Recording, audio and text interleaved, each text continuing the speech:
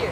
All right, Pam, thank you. The Cowboys will start with the football. Green Bay will kick it away, and we'll get an early indication as to what the offensive attack will be for the Dallas Cowboys. As Troy mentioned, two defenses that have struggled. The Cowboys, one thing they haven't done is turn it over. It's something that Dom Capers and the Packers defense in years past have relied on. Out of the end zone, it's Terrence Williams, and the rookie got to about the 19 and a half. That's where the Cowboys will start. We welcome in a new audience as you will see the first play from scrimmage. And you'll see the Dallas Cowboys and Tony Romo, who comes in with the 8th best quarterback rating in the NFL. You see the numbers: 27 touchdowns, 7 interceptions. He's playing some of the best football of his career, but on a ball club that's only a game over 500.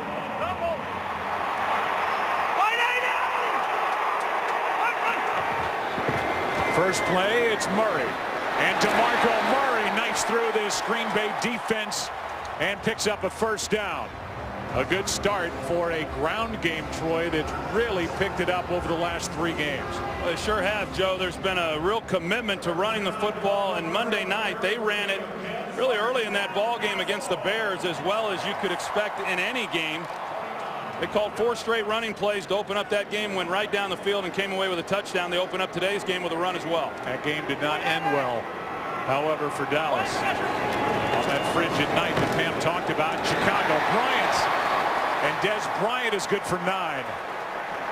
Tramon Williams on the coverage for Green Bay. And we look at some of the guys on this 11-man offense for the Dallas Cowboys. And it's Murray, Bryant. And up front, they really hit with these 2 picks.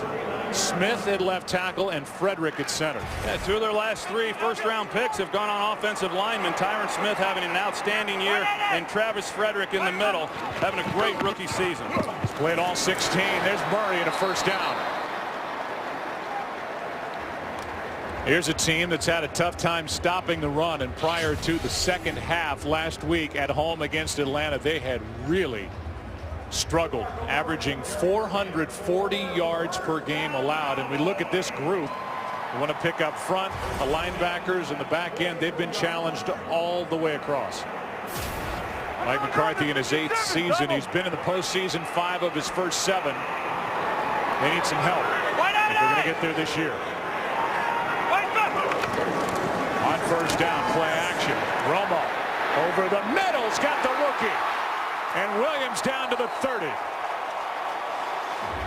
3 big plays to start the day for this Dallas offense. 27 yards to Terrence Williams. Well, Green Bay commits a safety up to try to play the run. The Cowboys go play action, and they got Terrence Williams on a deep crossing route.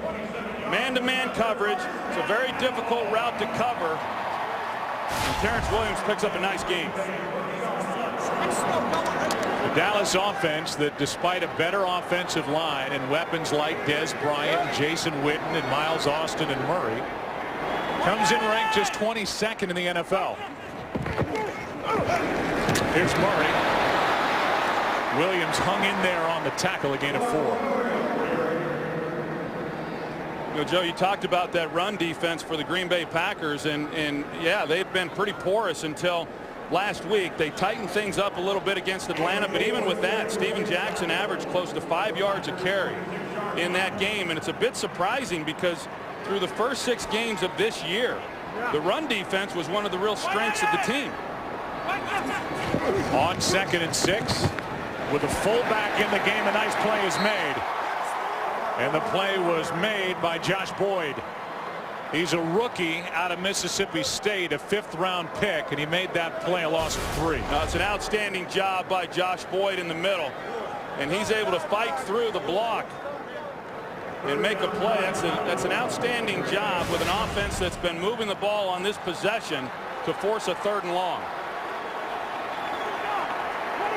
3rd down and 9.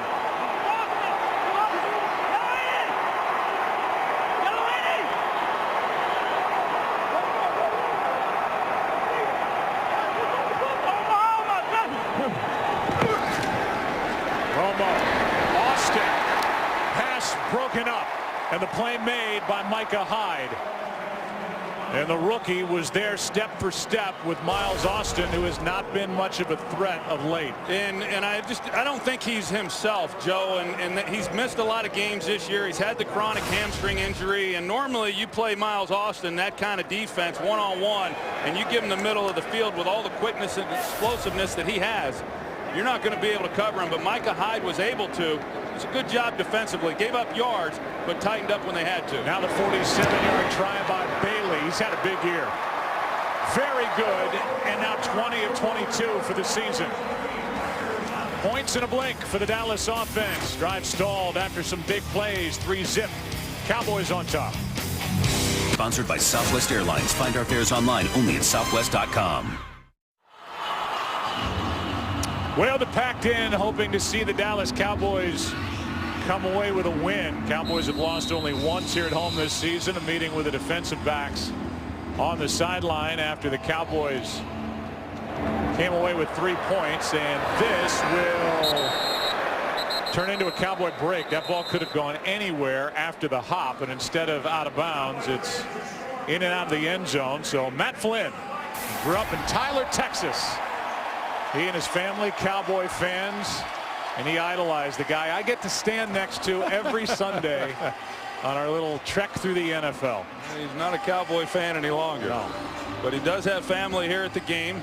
As you said, Joe, from Tyler, Texas, home of the great Earl Campbell as well. And, you know, he's had a tough few weeks, but last week, after having the opportunity to take 10 days to prepare following that Thanksgiving loss, came out against Atlanta and really had a nice performance.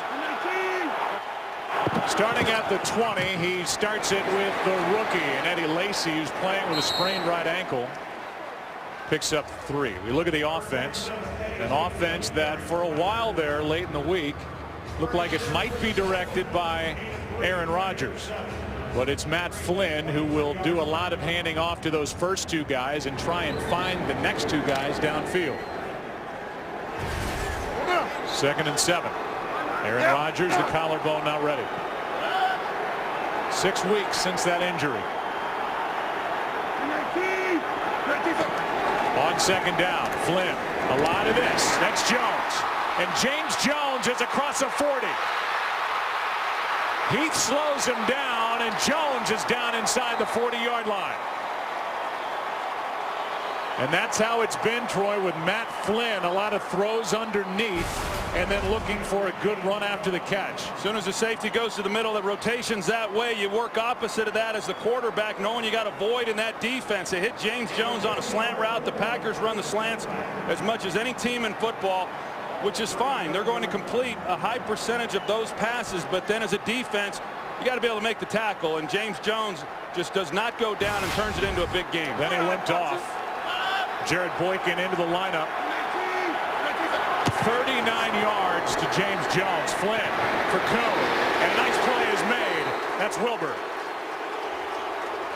A loss of 1, and here's James Jones after the catch and run. 39 yards. Kind of pulled up, Joe, right before he even went to the ground. You know, right before he got tackled, he had an awkward movement there that, you know, he has missed some time this year because of injury. But that was a nice play on the slant route. 2nd and 11. Lacy ran into Corliss, his own man, and picks up 4. Ernie Sims on the stop. There are injuries all over this defense. That's been the case for Monty Kiffin's group all year. But now they've got Durant, Sims, and Wilbur starting at linebacker. You see the 2 guys on the outside of that. DeMarcus Ware, Troy, has been challenged for this game. He's been challenged by the head coach. Heck, he's been challenged by the owner. You know, and they don't have Sean Lee playing today. I expect DeMarcus Ware to have an impact on this game after the week he went through. James Jones back in there.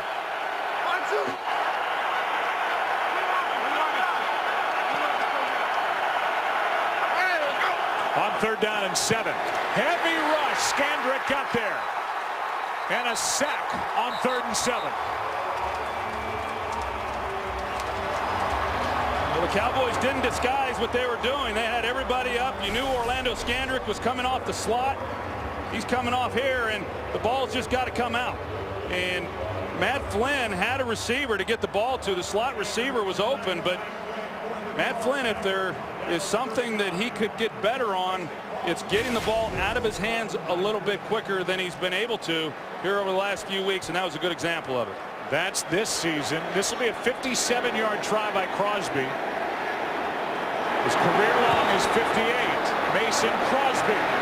He got it, and got it easily. What a season he is having. Mike McCarthy, after a down year last year, stuck with him. And Mason Crosby has rewarded that patience. 3-3 game in Texas. Sponsored by Bud Light, official beer sponsor of the NFL.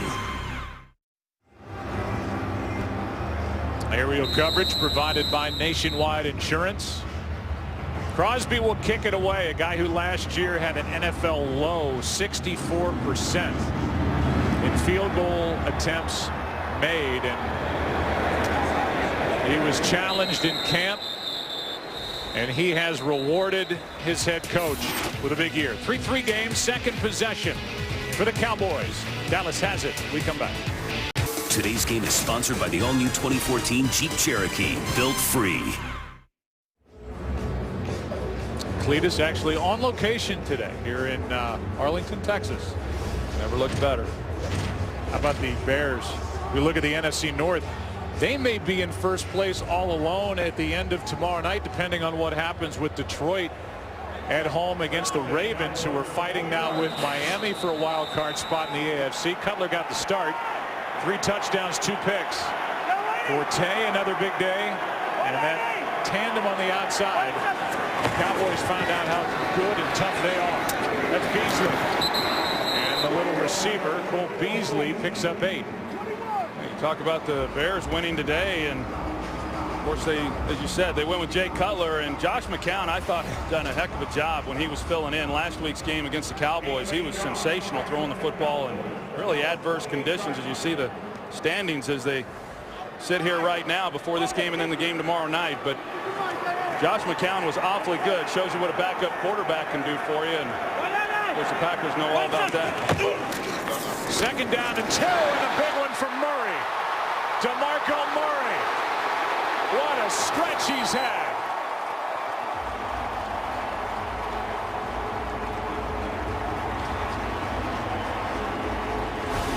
"41 yards with a fullback in front of him." Well, you see the hole that opens up. Tyler Klutz, the fullback, he picks up the linebacker there, Brad Jones, and A.J. Hawk takes the other gap. There's just nobody filling the hole. And Tyron Smith, as I said, he's having an outstanding year. He has Clay Matthews there in run blocking, but DeMarco Murray has been sensational since they started emphasizing the running game. Ties his season-long 41 yards. Romo protected. Des Bryant inside the 10.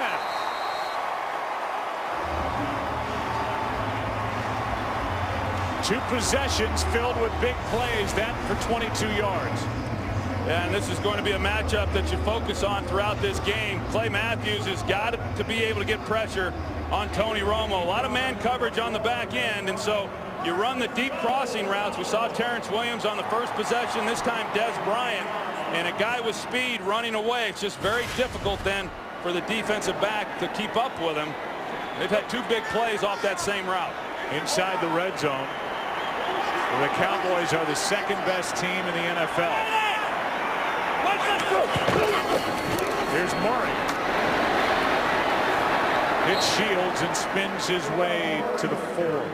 You know, DeMarco Murray, you know, hasn't, I guess, overall really had all that many opportunities, Joe. I mean, here recently they've started feeding him the ball a little bit more, but, you know, through the first 3 weeks of the season, he had 20 carries in 2 of those games and hasn't had 20 carries in a game since. Now, he would have on Monday night, if they hadn't have fallen so far behind. But, you know, if they keep giving him the ball, he's a guy who continually gets better as the game goes along.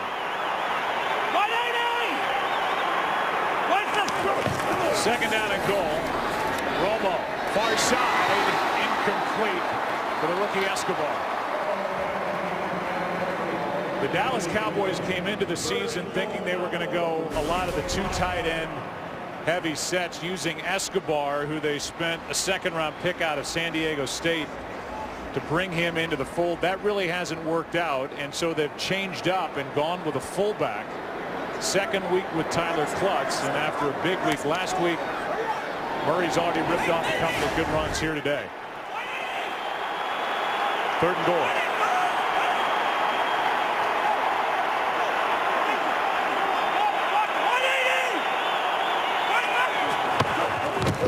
Romo. Pass is broken up. Burnett made the play. Witten was the intended target. And so the Green Bay defense keeps the Cowboys out of the end zone. Well, those are the opportunities, though, that the Packers just have not been able to make. You know, when they've got an opportunity, there was a time where, you know, you make a throw like that against this defense, they were going to make you pay for it. And Morgan Burnett has an opportunity to undercut that throw and intercept it. And Tony Romo was fortunate that ball was not intercepted. 23-yard try for Bailey, who's already hit from 47.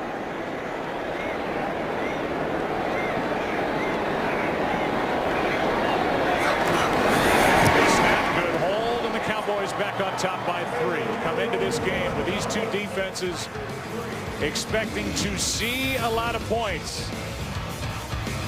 It's a 6-3 Cowboy lead. We saw Tony Romo giving Jason Garrett, the head coach, an earful on his way off the field, and Witten was. Remember, it's still theoretically Bill Callahan calling the plays up in the booth through Garrett. And then into Tony Romo. So a frustrating end to that drive. First it was Romo, then Witten for the Cowboys, who lead by 3. Second possession for the Green Bay Packers, who had a big play to James Jones to get them into a position. Ended up with a long field goal, 57 yards from Crosby the first time they had it. Again down by 3.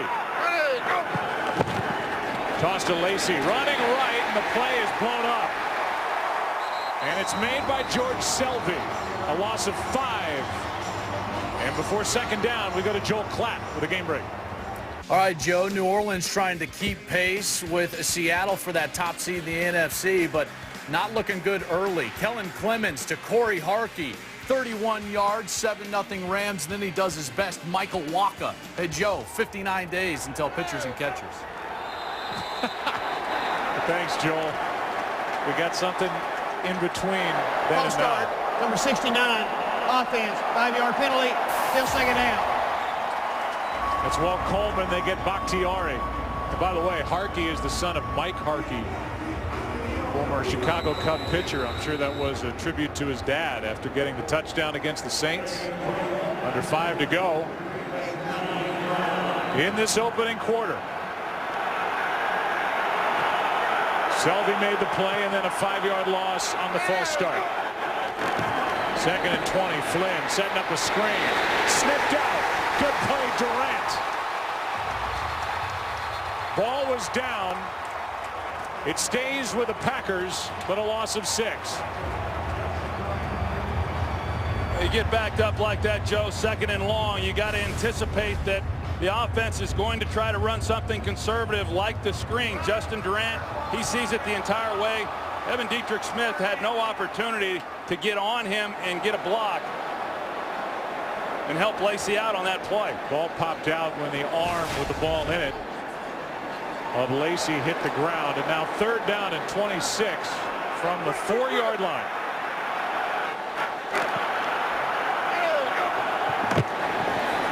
Pass caught.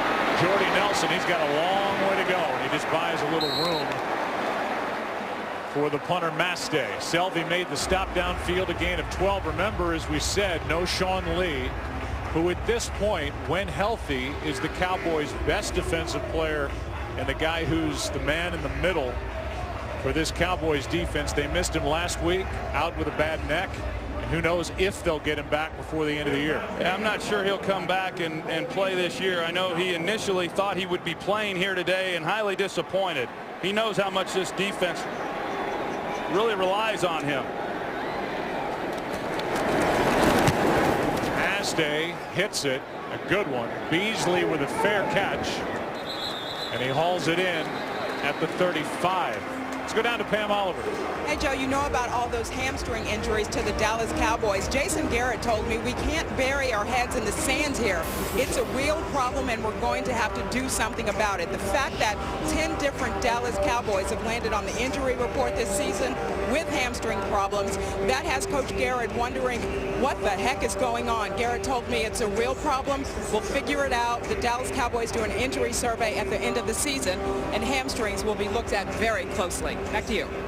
You know, Joe, I think it's a survey that the Packers will be looking at as well, because, you know, remember earlier in the year they've had a number of hamstring injuries. I think it's one of those things that's pretty prevalent all around the league. You see Dwayne Harris, who's such a big weapon, returning kicks and punts. He's out with a hamstring, re-injured it in Chicago on that cold night. Here's Escobar with a catch and a roll near midfield. Gavin Escobar good for 15. You know, you talked about Escobar a little bit earlier, Joe, and you know, him being a rookie and where he was drafted in the second round, and a lot was expected of him coming into this season. And I think because it hasn't gone the way that they had anticipated his development, you know, it's left them kind of wondering what exactly they are, because they had anticipated being a two tight end offense, a one-back set, and that just has not come to fruition. Pretty close on the catch. Good job by DeMarco Murray picking up Brad Jones, and now Murray out of the backfield makes the catch, and he's down to the 41.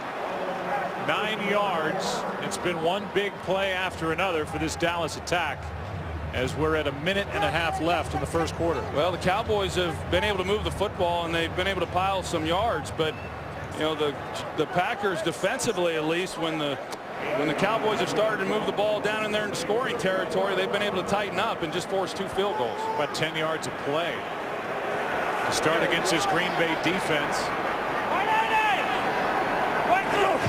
Second and 1. Murray picks it up and more. Inside the 30 and out of bounds at the 25. Brad Jones couldn't bring him down, and a 16-yard carry for DeMarco Murray. You see these big guys in the middle for the Packers. You know, they hold their own for the most part. They don't get pushed backwards very often. These are big guys, but they just don't get off blocks. And then the linebacker, you see Brad Jones, he's there to try to make a play, and he fails to make a tackle. But that's been the reoccurring theme of this defense as far as their run defense goes, is they just have a hard time getting off blocks. And then tackling's been a problem as well. That would be a bad combination. It's a bad combo. Play clock at 1 as Romo gets it away. Pass is caught. Written for the touchdown.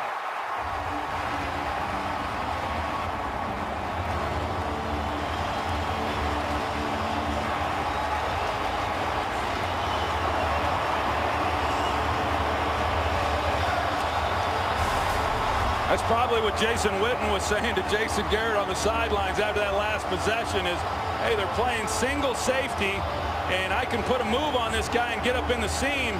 There's nobody there, and he ran a great route and gave Tony Romo a heck of a lane to put the ball. Touchdown pass number 28 for Tony Romo. Career touchdown catch number 52 for Witten, and his 8th of the year. It's a 25-yarder. Play developed.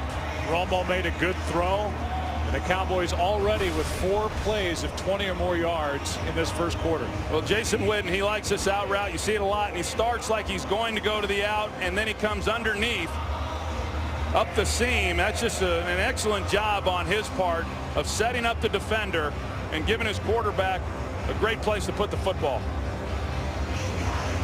Jason Garrett, in his 3rd full year as head coach of the Dallas Cowboys, he's had 2 8-8 finishes. Cowboys, and in particular Tony Romo, are tired of hearing about their December record. Tony Romo comes in with an 11-16 record during the month of December, after just owning the month of November in his career, which really kicked off in 2006. But this season's been different. I mean, they've limited the mistakes. He might not be as dynamic at times because he's pulled things a little tighter in, but he's more willing, Troy, to take a sack. He's not forcing throws, and that's why the Cowboys are tied for the fewest giveaways this season in the NFL. Packers down by 10 will start at the 20. No matter what happened today with the Philadelphia Eagles, it was all out there for the Dallas Cowboys. They knew coming into today, if they win out, they win the division for the first time since '09. Yeah, it's out there for them, and it's out there for the Philadelphia Eagles. I mean, even after their loss. So the division here is going to be pretty exciting as we go through the next couple of weeks. I think this game right now, Joe, for the Packers, what do you do if you're Dom Capers? You're playing an extra defender in the box and you're not stopping the run, and then you give these receivers one-on-one on the in coverage, and they haven't been able to cover anybody yet either. Flynn out of the shotgun, down the sideline for Jones, and they're going to throw a flag. Pass interference on Brandon Carr. Got his hand in there, made contact, did not get his head around, and that was an easy call. Well, they came into this ball game saying, hey, we're going to try to challenge these receivers. Pass interference, number 27. Defense. Ball being placed at the spot of the foul. First down. They called 27. It was clearly 39. Yeah, that was Brandon Carr. You saw the grab, and when they brought him in from Kansas City, he's best when he's in press coverage, and they've kind of gotten away from that. So coming into this game, Brandon Carr was excited about getting back to the scheme and the style of play that he's best at running. Flynn in trouble and sacked. Brought down by Selby, who's made a couple of plays already for this Cowboy defense, a loss of 10. Yeah, we saw him make the play on Eddie Lacy in the running game, and then he splits you can see the right tackle and Corliss. They're trying to make the block on him, and neither one of them can slow him down. Defense has made some plays for Dallas. They've been waiting for that. Selby, a couple of them. 10-point game. Back after this from your local Fox station. Just under 200 yards in the first quarter for the Dallas offense. Only 32 for Green Bay. Some negative plays have hurt. And now it's second down and 20 for Matt Flynn.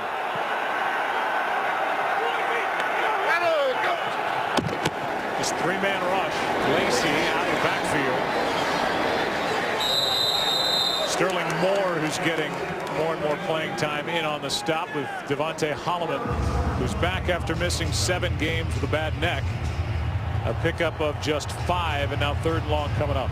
Well, Joe, I think you said it, that there's just been too many negative plays already here through the first quarter of this ball game for Green Bay, and so they once again find themselves in a 3rd down and long.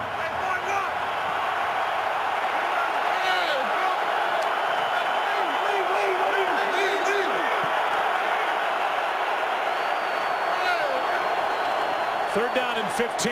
Pass is off the hands of Jordy Nelson. They come 4th down. They come back, Joe, with the same play that they ran on the last 3rd and long. They're going to block everybody up on that side. They're going to try to throw a short pass to Jordy Nelson and get as much yardage as they can. I can't imagine that Mike McCarthy calls this thinking that they're going to be able to pick up the 1st down, but just not a good possession, even on the sack. George Selby makes a nice play for the Cowboys, but Matt Flynn has to be able to avoid that and at least get the ball out of his hands. Mastay puts the nose of the ball down, hits it, and it will end up in the end zone. They'll be playing the game right here at AT&T Stadium on Friday, January 3rd. One of the best bowl games of the year is on Fox. 13th ranked Oklahoma State taking on James Franklin and the 8th ranked Missouri Tigers. AT&T Cotton Bowl Classic Friday, January 3rd at 7:30 Eastern, only on Fox. That's a great bowl game too. I played in it when I was coming out of UCLA, and they do a great job, that bowl committee here in Dallas. And 2 teams that, Joe, as you know, with Missouri, both those clubs really thought that they were going to finish a lot higher than what they are. That's going to be a great matchup. Yeah, 2 teams that really finished strong. Missouri had that rough SEC championship game, but still, what a year under head coach Gary Pinkel. after a dismal start last year in the new conference. Pass caught by Bryant, and Des Bryant is out across the 25 to the 26. Yeah, and Des Bryant, you look at him coming into this game, and you really expect him to have a big game today, because last week on Monday night he only had 2 catches in that game against the Bears, and the pattern with him has been whenever he's gone a game where he hasn't had many opportunities or he's been limited in his receptions, he usually has a huge game the following week. I would expect him to have a good game here this afternoon. He's already been involved a few times. He's gone 6 straight without a 100-yard day. On 2nd and 4, a little pump fake. Receiver falls down and a flag. Des Bryant, Tramon Williams in coverage, and a flag is thrown. The Cowboys ran a double move, and Tramon Williams is there with their contact. Number 38, defense. 5-yard penalty, automatic first down. There's just a lot of opportunities in this game for the Cowboys. You know, you mentioned Tony Romo, and they're not taking as many shots down the field as what we've seen from them in previous years, but this is a game that they can, if they elect to, because of the style of play and because the Cowboys have been running the ball effectively again here this afternoon. They're going to see a lot of one-on-one matchups. Back down. Back inside. Back inside. 180. Play action. Romo protected, and the pass is tipped. A.J. Hawk got in to get his hand on it before it reached Des Bryant. A.J. Hawk makes a nice play on that ball, and A.J. Hawk, I think he's one of the more underappreciated guys around the league, and I think a lot of expectations when he came into the league from Ohio State because of where he was drafted, but you know, he's probably been their most consistent player defensively. He shows up every week. He used to be a 1st and 2nd down guy, and now he even stays in nickel situations. 5th overall pick back in 06. 180. On 2nd and 10. Romo finds Bryant, who stays up. Got away from Tramon Williams and gets a first down. And that just shows the strength of Des Bryant. Yeah, Tramon Williams, he's matched up on him in man coverage, and you know, Tramon Williams, who's actually a pretty good tackler for the most part, and you know, he tries to take him high, but yeah, Des Bryant, the fun starts really once the ball's in his hands. He's hard to bring to the ground. Already 8 plays of 10 or more yards for the Cowboys. Early minutes, 2nd quarter.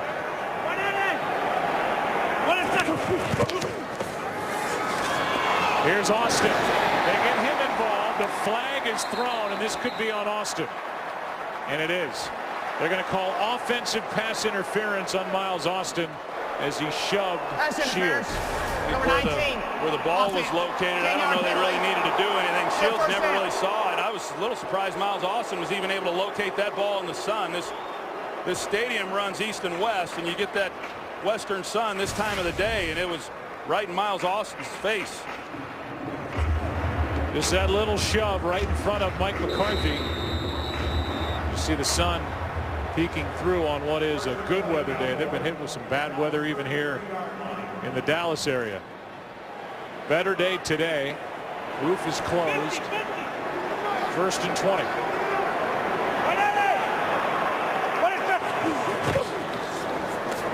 Setting up a screen from Murray.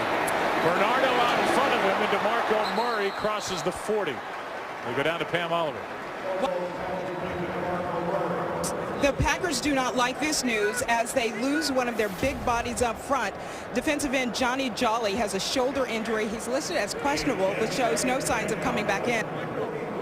Justin Durant, he's getting evaluated back in the locker room for a right hamstring injury. He's been dealing with that for a while, Joe. Yeah, so another hamstring for the Cowboys, and for Green Bay not having Jolly, who's coming off arguably his best game at home against Atlanta. Big loss. Romo just has all day. Throws, and the pass is incomplete for DeMarco Murray. Brad Jones was out there in coverage. It's 3rd and 10. Well, this secondary for the Packers, as we've seen, I mean, they've had a hard time keeping up these Cowboys wide receivers, but when you give Tony Romo that kind of time in the pocket, you're expecting a big play down the field. The Packers were fortunate with no more pressure than they got on that one not to give up a big one. You see Sean Richardson in at safety. 3rd game back, missed about a full calendar year with neck fusion surgery. He got into the lineup last week in the 2nd half. Romo out of the shotgun on 3rd down. Great pocket, downfield. Des Bryant, pass broken up. Good coverage by Morgan Burnett. It's a great job by Morgan Burnett on the back end of this play, Joe. And you see Tony Romo and the kind of time that he has had in the pocket here today. And this time they try to take the shot down the field. But Morgan Burnett, he retreats and he's able to turn and at least try to locate the ball and make a play. These safeties around the league, they've got a tough job. They've got to be linebackers in the run game. They've got to be corners in the passing game. You know, there was a time where this league didn't ask so much from those safeties, but they sure do now. Jones gets it away barely.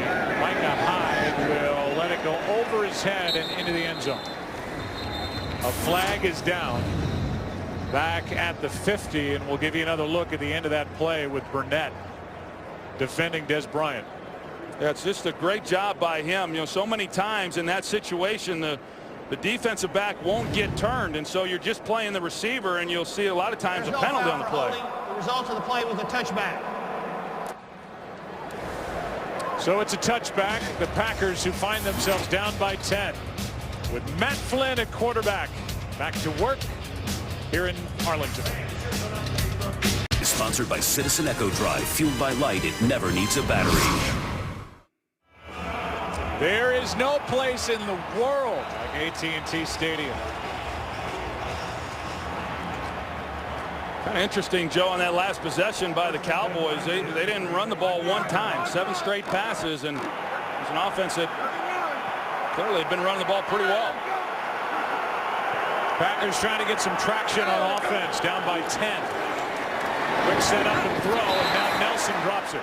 Nelson, who does not have a touchdown since Aaron Rodgers went out. Aaron Rodgers was close and was obviously disappointed after a good practice day on Thursday to get word from the medical staff that the collarbone had not healed enough for him to make the start here today. And as he told us, sometimes the doctor and the medical staff is there to protect the player against himself, because if it was up to Aaron Rodgers, he'd be out there right now. Here's Lacy. He runs so hard, and Eddie Lacy is out to the 30 with a first down for Green Bay. I mean, what a rookie year Eddie Lacy has had, and even when you look at his numbers at the end of the game, sometimes they're not all that impressive if you're just looking at total yards or yard per carry average, but he is a punishing runner, and he is so physical in his style, and he's been a real workhorse ever since he had that concussion and came back. It's been really good. He had that week 2 concussion against Washington.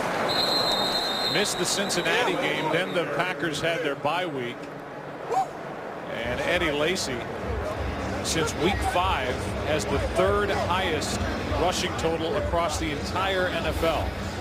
You know, right now, Joe, the Packers, they're going kind of a muddle huddle. The offensive lines, they're getting the call, but the receivers are staying out wide. They went with a no huddle last week to start that game against Atlanta. Did not start it here today.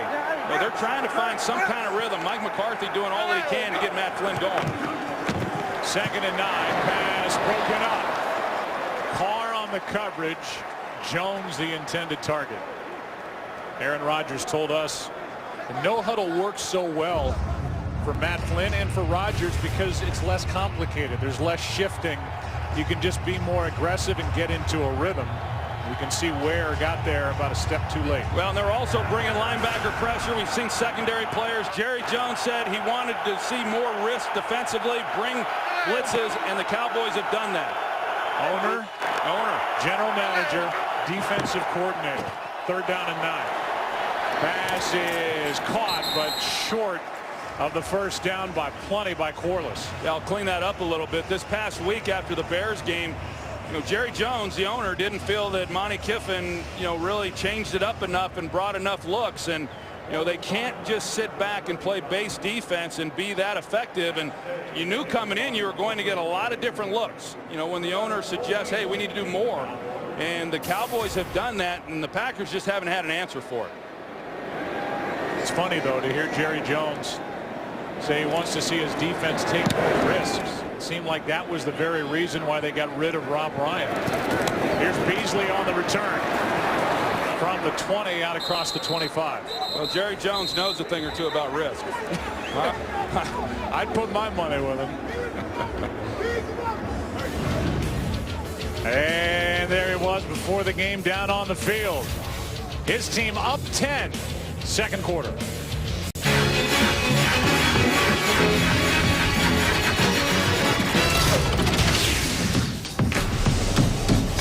I saw you in there, Aikman. The old montage, Cowboys and the Packers. You all right? All right. Okay. Okay. Two great franchises. You look at the championships. Not only history back in the 60s, but history, postseason history in the 90s. And Romo pulls it back and finds Miles Austin. And the Dallas Cowboys, as we said the last go around, desperately trying to get number 19 back in a rhythm. Well, Miles Austin runs a really nice route, and he uncovers himself for his quarterback, and that's because these two guys have been playing together for so long. Even though you're going to see Miles Austin on this deep crossing route, he's trying to sit down in the hole. He sees that Tony Romo's in trouble. A.J. Hawk's working back towards him, and he gives Romo a place to go with the football. It's just a great ad-lib by Miles Austin. Inactive 5 games with a bad hamstring. He hurt against the Rams in week 3. Here's a catch by Terrence Williams, his second of the day. Picks up 6. Richardson on the stop. Yeah, Terrence Williams getting a few more opportunities here in this game. Remember, they had to rely on him heavily when Miles Austin was missing those games. But then when Austin came back, they started running the ball more. Terrence Williams hasn't been as big a part of the offense. But right now, the Cowboys putting pressure on the Packers. Packers desperately need their offense to do something. 9 straight pass plays called by the Cowboys. Now run with Murray right side. And DeMarco Murray fights for the first down. He pushed away A.J. Hawk and picks up 6. It's a stretch zone play by the Dallas Cowboys, and DeMarco Murray is excellent at running it. He's either going to keep it play side, or if he sees a hole, then he knifes it and gets going north and south. He's a very physical runner. He has great speed. His biggest problem throughout his career is just staying on the field. But when he's healthy and running, he's as good as anyone. He's missed 11 of 44 possible games coming in. But he's on a roll. And already over 80 yards on the day. You got it? 180! What is that? On first down. Romo with it. Inside the 30 with another Cowboy first down. 13-yard completion to Jason Witten. Well, Dom Capers maybe needs to have a conversation with Jerry Jones about bringing some pressure, because you see how much time he has had in the pocket and on that play. And right now the Cowboys can do whatever they want. They can run the football, they can throw it. And as I said, if the next time the Packers get the ball, if they don't start doing something, the Cowboys are going to run them right out of the stadium. Dom Capers, who, as we've said before, has had a defense that's been willing to give up yards, but predicated on getting takeaways. The takeaways haven't come. Just got it away. Murray cuts upfield to the 25. B.J. Raji on the tackle, a gain of 3. Well, the Dallas Cowboys in years past, you know, Romo gets the heat. He's kind of become the cover boy on the cover of SI and then on the cover of ESPN, the magazine. When anybody ever asked me, and that was about 2 people over the course of the last 3 years, I always said the offensive line wasn't good enough. This offensive line is a real strength for the Dallas Cowboys and is allowing Dallas to do what they want on the ground and through the air.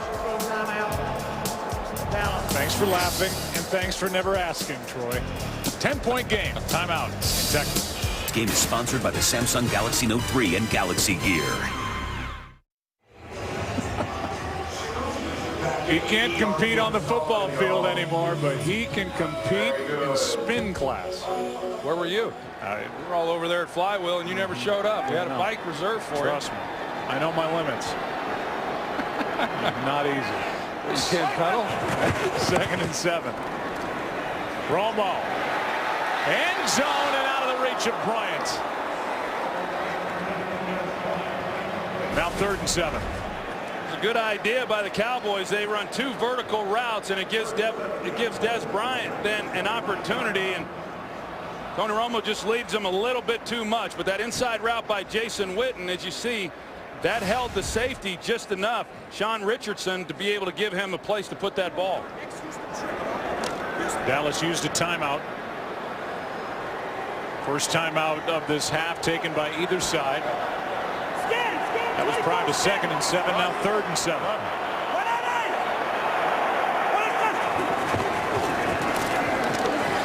Romo out to his right. Pass is for Witten, out of his reach. Romo directing traffic as he made his way toward the sideline. It's 4th down. It's good pressure by Mike Daniels, at least forcing Romo out of the pocket and getting off the field. That's one thing this Packer defense, when they've been able to force the Cowboys to 3rd down, they've been able to get it off the field. Neither offense so far has converted on 3rd down today.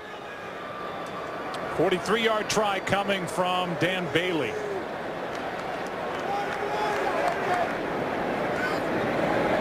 He's hit from 47, hit from 23. And now 43, he's becoming automatic. And the Cowboys have scored on 4 of their 5 possessions and lead by 13 here at home. Kevin Green going through it. Over on the sideline, it's a 13-point game, 16-3, and the Packers about to get it back and try and figure out something offensively. Had one big play. That was to James Jones early, and that's it. Micah Hyde takes a knee. Remember this guy? Not that guy. This guy. Brett Favre is the offensive coordinator of Oak Grove High School in Mississippi. And he led his team to the Class 6A football state championship on December 6th, the first state championship the school has ever won. And Brett was quoted afterwards saying, I can't say it's the Super Bowl, but it's pretty close. You know, he's the offensive coordinator. They only scored 14 points, but I'm told he has the #1 offense in the state, and they played the #1 defense in that game. So congratulations to him. I'll tell you, of all the guys I've played with and against, Brett was the last guy that I thought would go into coaching. Good for him. From the 20, handoff to Lacey, and Lacey gets 2. Let's go for a game break. Here's Joel Klatt. Joe, let's go down to Carolina, and D'Angelo Williams getting loose. A little screen pass from Cam Newton, and he's going to take it 72 yards for the touchdown, his longest of his career. Newton's 21st of the season, matches a career high. 16-6 Panthers. Joe. They got Williams back last week. We'll see D'Angelo Williams and Cam Newton next week at home against New Orleans. Here is Boykin with a nice catch in traffic for a first down. It really was a good catch, Joe, because that ball was challenged. I mean, he had to be strong at the point of the catch in order to make this play, and that's really one of his strengths. I mean, you're going to have guys sit on the routes, as what happens there, but he comes back to the ball and makes a nice play. You see, he was covered by Sterling Moore. B.W. Webb has been put on the bench in his favor as Lacey got to the edge, and he's brought down by J.J. Wilcox. A flag is down. Holding, number 71, offense, 10-yard penalty, still first down. That's the best offensive lineman for the Packers, Josh Sitton. Yeah, he's really had a good year, but an untimely penalty there. Right after they get the first down, they're starting to do something. I mean, this offense has struggled, and when they've had negative plays and they've had penalties, it's been hard for them to overcome them. Josh Sitton is the left guard, and he was the one who was called. Turned him a little bit, but Joe, the Packers right now are making this defense look like the '85 Bears, and they have not been able to really slow anybody all season long. On 1st and 20 now, Flynn protected, pass catch, and that's the newcomer Moore. Sterling Moore out of bounds with his first interception. Added in season out of SMU, and a 22-yard return with a takeaway. Just not quite sure what Matt Flynn sees. You're going to have safety in the middle of the field, and that's where Jordy Nelson was working, so you got to deal with the safety there, and then the corner falls off of it, Sterling Moore, and just not much of an opportunity to complete that pass. As we just said, Moore has slipped in front of B.W. Webb, who was a fourth-round pick out of William and Mary. And he's been a nice addition. The Cowboys are playing without Morris Claiborne, who's missed 5 of the last 6 now with a bad hamstring. His father just passed away as well, and so an opportunity for Moore, who played at nearby SMU. On first down, Bryant spinning, can't make the catch, covered by Shields. I think Mike McCarthy's got to be shocked right now.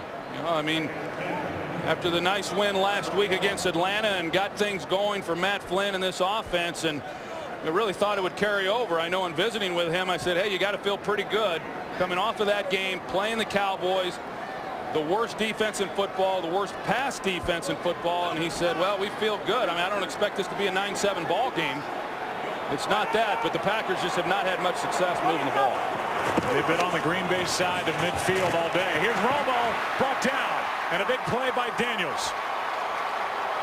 That's what Green Bay needed. Mike Daniels has 6.5 sacks on the year. No, it's just what the Packers needed, and defensively, they're hanging in there as best they can. They really, overall, considering how much they've been on the field and how little help they've gotten from their offense, they've held up pretty well in minimizing the damage. Now 3rd down and 22 on a drive that started at the 20 after the interception by Moore. 24, Boston.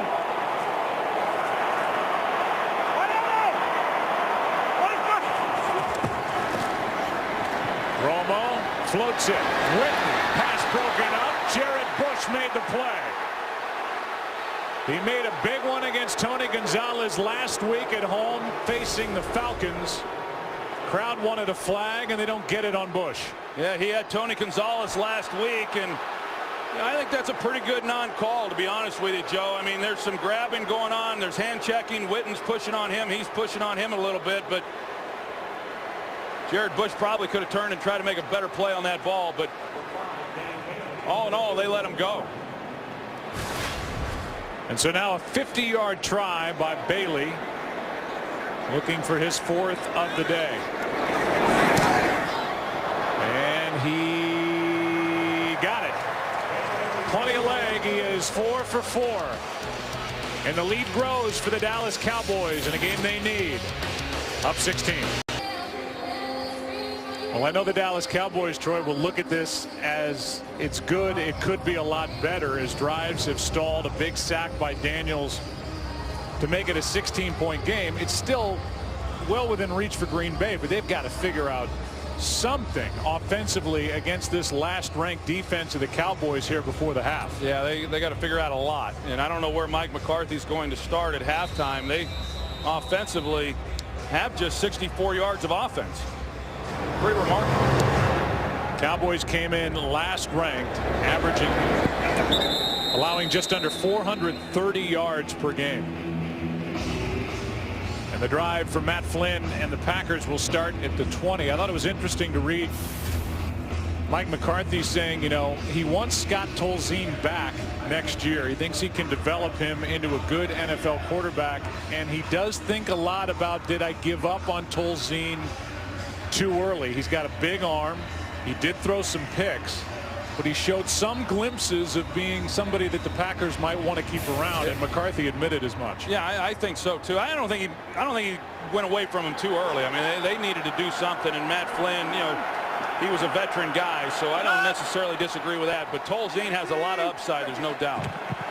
From the 20, a toss to Lacy running right, cuts back, and Eddie Lacy's got a first down as the drive begins. An 11-yard carry for Lacy, who is challenging the Packers rookie rushing records. He already has the record for rushing touchdowns, and he is chasing down John Brockington with what he has done cumulatively on the ground. Thanks, I got it out. From across the 30, flag flies, and Lacey cannot make the 35. But a flag at the snap.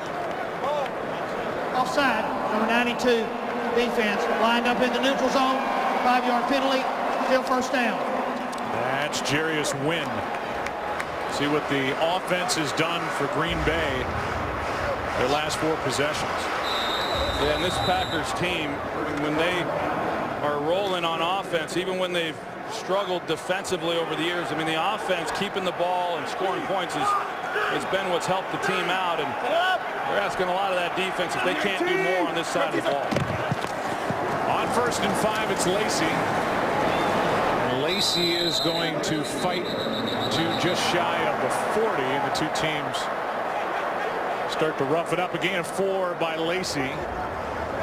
2nd and a yard coming up for the Packers, who have all 3 of their timeouts remaining. Yeah, I think Mike McCarthy's just trying to, get into some kind of rhythm that he's been trying to find throughout this first half on this possession. And so the clock's running, the half timeouts, plenty of time, but put together a drive and try to get some points on this drive. On 2nd and 1, pass is off the hands of Ryan Taylor, who was wide open. Yeah, Matt Flynn knows that he missed it, and when you get to that point as a quarterback, when you're struggling and you're not seeing the field particularly well, you start aiming every throw, and then you hesitate on every throw as well, and it's hard to play the position when you're not cutting it loose, and right now Matt Flynn's not doing that. And right now the priority for Green Bay is to get the first down.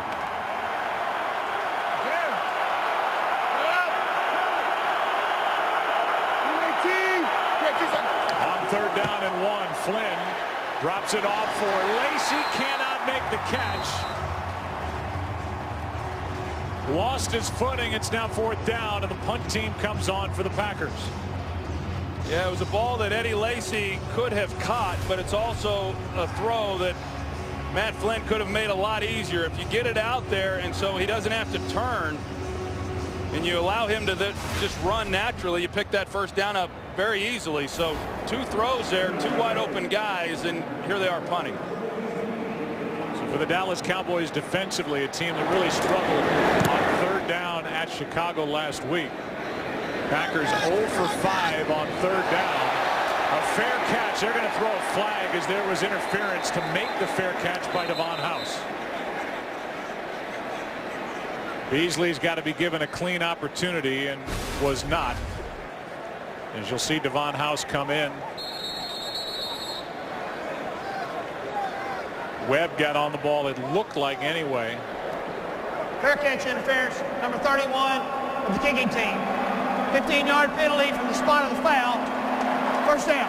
It was a 50-yard punt, then the penalty, and 15 yards later, the Cowboys will have it, up 16. Look at the offensive leaders for the Cowboys. Marco Murray with a big first half. Cowboys can, at this point, attack this final 2 minutes any way they want. They've got 2 timeouts left, starting at the 25, and they hand it off. It's Murray. He's out across the 30. A gain of 6. Micah Hyde on the tackle. It's pretty amazing, though, Joe. I mean, you look at this first half and the discrepancy in yards and time of possession and everything else, and the fact that the Cowboys only, I say only, lead by 16 points. The Packers are really fortunate. On 2nd and 4, Romo. Look right, comes back left. Des Bryant behind the defense. What a catch. He had to adjust, and Des Bryant is out of bounds inside the 35 at the 32. 37 yards. And this is about Romo's 3rd guy on the read. He runs a slant and go. Romo's working the other side, comes back to him. Sam Shields bites and leaves Bryant wide open. And the numbers just keep piling up. A 300-yard first half for the Cowboys offensively. Bryant is close to his first 100-yard game in a month and a half. Nothing there. Murray was along the sideline, and A.J. Hawk was in coverage, 2nd and 10. Well, other than Mike Daniels, who got pressure on Romo, I can't think of any other time where he's really been forced to get the ball out of his hands quicker than he wanted to. Daniels with the only sack. Romo's only been knocked down once. Hit 4 times, 2nd and 10.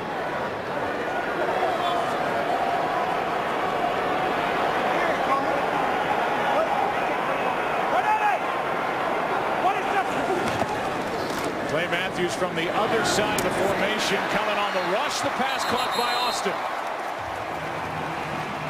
So they move Clay Matthews to the other side, trying to get pressure on Romo. Romo's protected, and Miles Austin has a 15-yard catch. Matthews swaps over to the other side, tries to work Doug Free. That doesn't work. And then Miles Austin, remember earlier, he ran the inside route. Micah Hyde was with him. Miles Austin puts a move on Hyde as though he's going to take the middle, gets him to overreact to that side, and then leaves himself wide open to the flat. That's a well-run route by Miles Austin. 24. We can join the list of playmakers for Dallas. The 2 regular seasons to go, games to go after today. On first down, Romo. Des Bryant all alone. Runs through a tackle, and he's down at the 1. He just plowed right through Morgan Burnett. Yeah, he just drops his shoulders and stiff arms him, and he's mad at himself for not getting this ball into the end zone. Well, he was wide open, though, as he crosses the middle. You see the confusion by Green Bay trying to figure out who has who. Nobody goes with Des Bryant. If you're going to pick one of them, that's the guy I'd pick. Bryant over 100 yards on the day. 1st and goal. 180. Here's Murray. Touchdown.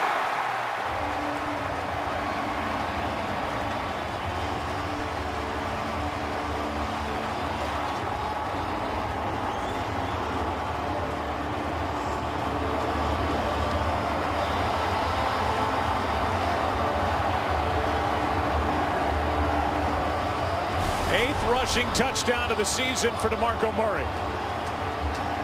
A lot of talk going on there with the defense. They don't get it settled again. Mackenzie Bernardo, he comes off and makes a good block, and DeMarco Murray shows great patience before he hits it. This is about as thorough a first half as the Cowboys have played this season, and they're doing it against the Green Bay Packers. A 26-3 game. 24 seconds left. It's a 23-point game. The Cowboys never did have to even use a timeout on that possession that started with just under 2 minutes to go in the half. And they've scored on 6 of the 7 possessions so far in the opening half. And whether it's been offensively or for the first time in a while defensively, the Cowboys have looked very good here this afternoon. 24 seconds left in the half. Here in Texas, a place where the Green Bay Packers have not won since 1989. Kurt Menefee is standing by, and he gives us a sneak peek as to what's coming up at halftime. Coming up on the Visa Halftime, we'll talk about the Eagles losing big time, the Giants getting shut out at home for the first time since '95, and the Redskins giving away their game to the Falcons. The NFC East in December. I guess that means the door's open for Dallas, right? These guys will talk about that on the Visa Halftime. Well, a big day by Kirk Cousins for the Washington Redskins, a team that went for 2 points instead of a tie at the end of their game in Atlanta, but an impressive day nonetheless. The understudy of RG3. Coming across early and drawing the flag was Jarius Wynn.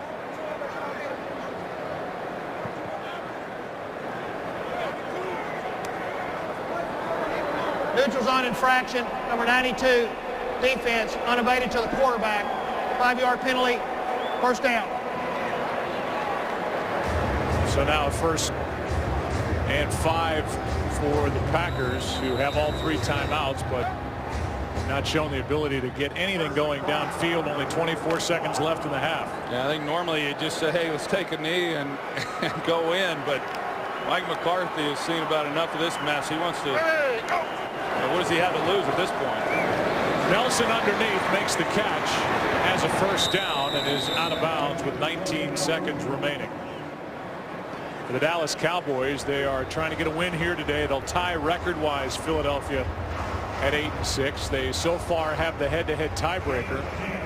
Dallas is at Washington next week, and then they finish in week 17 here at home against the Eagles, who lost on the road today at the Vikings. Yeah. Ready, go. Ready, go. On first down, Flynn with a tight end, Brandon Bustick, and good coverage downfield by Sterling Moore, who has the interception already to his credit in this half. Yeah, he has played well here in this first half. This is outstanding coverage that he has. I mean, he's in a great position. He's playing the ball.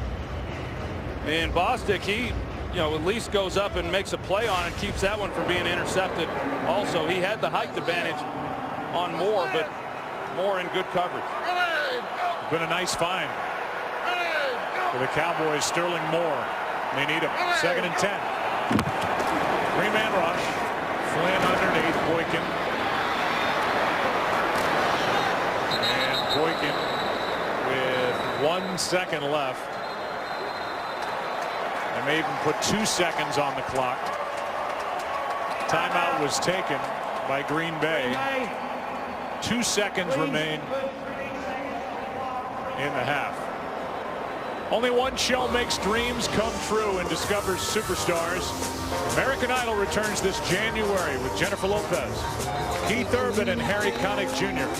American Idol, the search for a superstar, begins this January on Fox.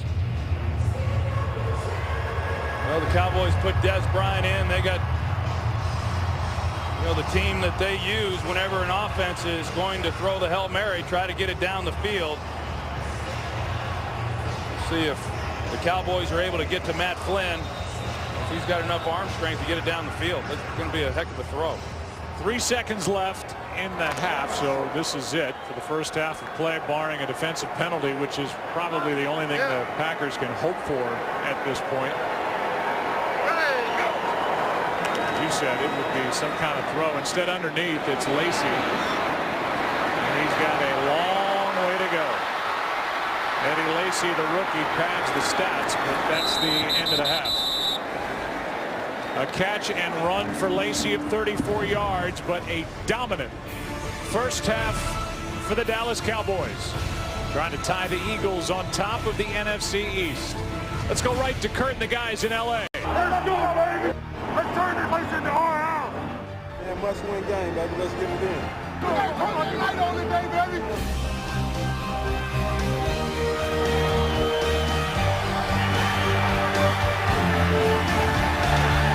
Witten for the touchdown.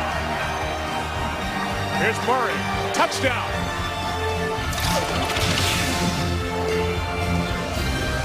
America's Game of the Week continues.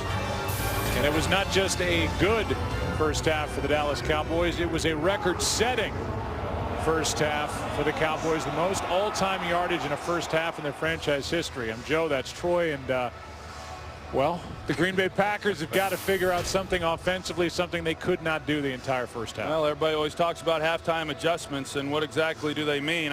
I've always felt that they're a bit overrated, but we'll find out what adjustments Mike McCarthy and his staff have made, because obviously they've dug themselves a heck of a hole. Now, we saw them come back last week in that win against Atlanta, but they've got to figure out something on the offensive side of the ball. You can follow your favorite team all season long just by going to itunes.com/NFL. Well, we'll see what the Green Bay Packers try and do as they will start this second half with the ball. Micah Hyde waiting. Bailey has shown an accurate leg and a strong leg all day. And that continues. On the back of the end zone, down to the field, and Pam Oliver. Well, Joe, Mike McCarthy, when I spoke to him, he said we're going to revisit the way we started the game and have a heavy dose of Eddie Lacy defensively. He says we got to do a better job on those crossing routes and just get pressure on the quarterback. Meantime, Jason Garrett, very proud of his defense, the way they've responded. He said that we need to just keep moving forward, though. Forget about the first half altogether. Back to you. Thanks, Pam. Troy, do you want to throw the bouquet toward Monty Kiffin, or should I? No, go at it. Starting at the 20 are the Green Bay Packers, down by 23. Here's Lacy. Lacy, big run.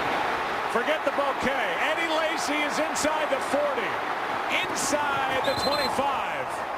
And a good start to the second half for the Green Bay Packers on just a simple off-tackle run. You can see here, it looked like they were going to drop him down and be to that side, but he started to rotate then to the middle of the field, and good blocking up front opened up a huge lane then for Eddie Lacy. Talk about something this Packers offense desperately needed coming out at half. Eddie Lacy gives him a spark. 60-yard carry, and that is his longest of this rookie season. Starks now in the backfield. First time he's been on the field, and he gets it. Lowers his shoulder and takes it to the 15.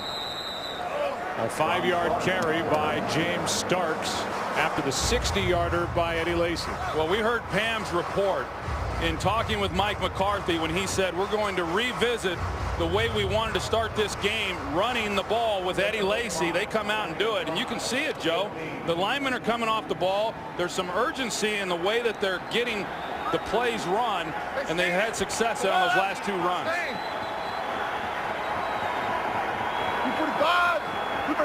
Second and 5.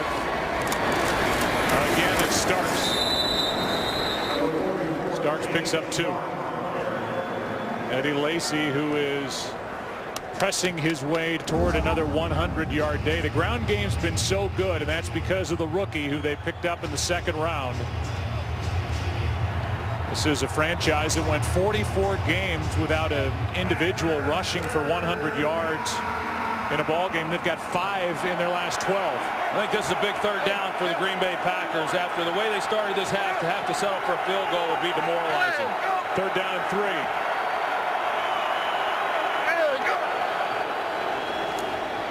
Flynn, end zone. Nelson for the touchdown. He took it away. Took it away from Skandrick. And Jordy Nelson's got his first touchdown from a quarterback this season not named Rodgers. We saw this on Monday night from Orlando Skandrick. He's in a great position, but he just doesn't make a play on the ball. I mean, he's in a position to intercept the pass. Not only should this not be complete, it should have been intercepted. Monday night he failed to make the play. He fails to make the play here. Talk about giving this Packers team some life to start this second half. It started with a 60-yard run by Eddie Lacy. Orlando Skandrick had a chance in the end zone. Cowboys just gave him a 2-year extension on Friday. Jordy Nelson gets the touchdown. That's his 8th of the season, and some life for the Pack here in Texas. Today's game is sponsored by Southwest Airlines. Find our fares online only at southwest.com. And by Ford. Only Ford gives you EcoBoost fuel economy and a whole lot more. We welcome you back to Arlington, Texas. That's a favorite hot spot for dinner. The Dallas area, as the Green Bay Packers go right down the field in a drive that lasted less than 2 minutes. Lacy with a big play as Terrence Williams takes a knee, and we go down to Pam Oliver. Joe, we got a couple of injury updates for you. First, for the Cowboys, Justin Durant. We talked about him earlier with that hamstring injury. Well, it's aggravated to the point where he is out for the rest of the game. And you know about the flex at linebacker for the Cowboys. They have a little more. Linebacker Ernie Sims. He has a hip injury, and he's being evaluated. Status unknown. Back to you. So they are getting so low on linebackers. Devontae Holloman, who missed 7 games with a neck injury. They've got a rookie, Cameron Lawrence. They cut Ori Lemon to get Edgar Jones active today. They're getting thin on that second level. The Dallas defense. Now Romo from the 20. Up by 16. Hands to Murray. So far, the Cowboys have been able pretty much to run at will against the Green Bay defense, a gain of 5. I tell you, Ryan Pickett, he saved a huge run there. They gained 5 yards on the play, but DeMarco Murray had a lot of space out in front of him if he hadn't got him there by the ankles at the last minute. Ryan Pickett signed as an unrestricted free agent from the Rams way back in 06. In the league now 13 years. Here's Bryant. Pass caught out of bounds, and we'll see where they mark it. Javon Williams made the stop, and it's a first down. Well, as we expected coming in, Des Bryant has gotten a lot of looks, and he's gotten a lot of balls thrown in his direction. He had a nice first half there, and Javon Williams, playing off. And that was a pretty easy pitch and catch for the two of them. As you see, Des Bryant with that catch, for this game, he goes for over 1,000 yards. Second straight season for number 88. Remember, the Packers are without Johnny Jolly as well, who's out with a shoulder injury. He suffered in the first half. On first down, Romo left alone is Bryant again. Des Bryant's got another Cowboy first down. Here's Joel Klatt with a game break. Joe, let's head to Tennessee. Now, an Arizona loss would be good news for New Orleans and San Francisco. That would punch their ticket to the postseason. Delaney Walker is helping them out. 1-yard touchdown. Titans up 17-13. Joe and Troy. Delaney Walker was questionable going into that game with an injury. He's had a big year. Former San Francisco 49er. First year in Tennessee. Now on first down. Romo hands to Murray over the right side. A good play made by Hawk. Why don't we look at the playoff picture in the NFC? Division leaders on your far left. Seattle won today big at MetLife, and you wonder if it's the first of 2 visits to MetLife Stadium in New Jersey for Seattle before the end of the year, the home of Super Bowl 48. New Orleans, they're in trouble today in St. Louis. Carolina's winning, so who knows where that's headed, because those two teams meet in Carolina next Sunday.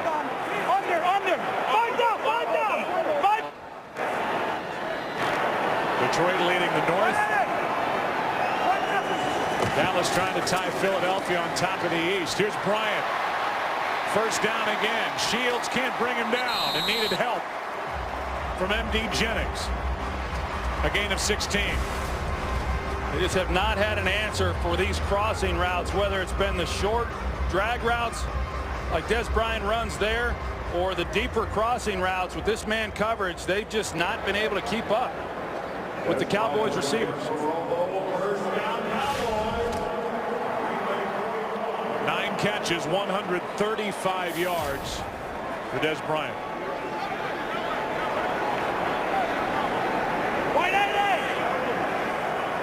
The new fullback Klutz in motion, handoff to Murray. DeMarco Murray is down near the 35. They'll mark him at the 36, a gain of 6.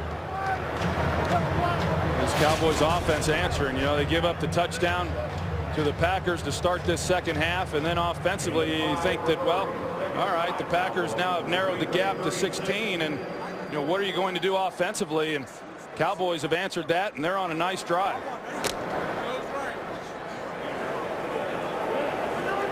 Under. Look at. 199. Romo floats it. Bryant made the adjustment but could not make the catch as he flashed in front of Tramon Williams. 3rd and 5. Well, Clay Matthews at the end of the play was able to at least get a little bit of pressure on Tony Romo and force him to hurry up the throw a little bit. But even with that, Tramon Williams in coverage, it looked like Des Bryant had an opportunity to make that play. Hannah, the one trying to block and keep Clay Matthews off of him. It didn't look like Tramon Williams got a hand on it. But the Cowboys have yet to convert on 3rd down, so at least the Packers were able to get them here to 3rd and 5.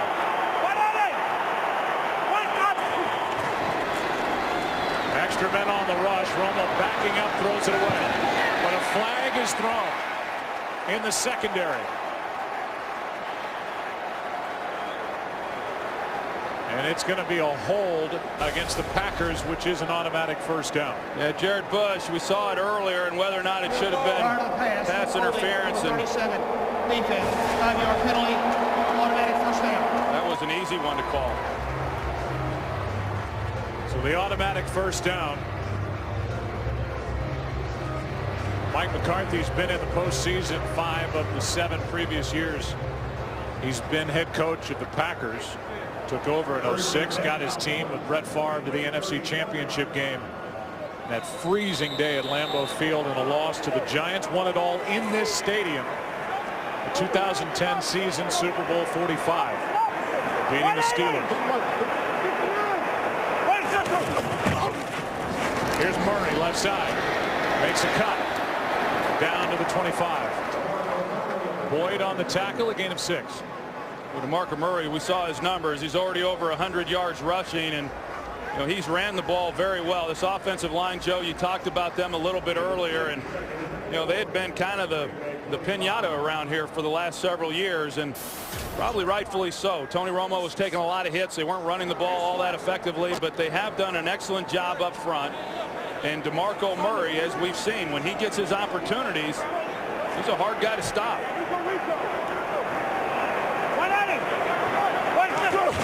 Second and 4. Murray tries this side. Runs into Witten, and a flag is thrown. Hawk is in on the stop. No gain, but a flag is down. Holding, number 68, offense, 10-yard penalty, still second down. That is, Troy, only the second holding penalty against Doug Free all year. He was a highly penalized player out at tackle last year for Dallas. Yeah, when you talk about punching bags, none was bigger than Doug Free last year. He signed a big contract, and he just quite simply didn't play very well. And so they looked around through the free agency market and saw who was available, and they thought, hey, we'd like to keep Doug Free, but he did have to take a cut and pay, and he has played much better. And he's been a better run blocker than he has pass protector. Here's Williams. Nice play made by Shields. Now third down. How about the Seahawks? They've clinched their spot, and they are very close to clinching home field advantage for a team that just doesn't lose at home. Russell Wilson's never lost at home. 14-0. Pete Carroll, he's got that machine running. Schneider, the general manager. John's done a great job bringing talent in. Richard Sherman had at least one pick I saw today up against the Giants. They got beat last week. They've had some challenging games, but man, they show up each week. Now 3rd and 13. Beasley makes the catch, but he's tapped down by Micah Hyde. It's 4th down. Yeah, so that penalty, the penalty hurts the Cowboys, and we'll see now what Dan Bailey's able to do. Once again, the Cowboys are able to move the ball, but the Packers at least keep them out of the end zone. Another long try, 50-yarder. Coming from Bailey. He hit from 50 in the first half. He's 4 for 4.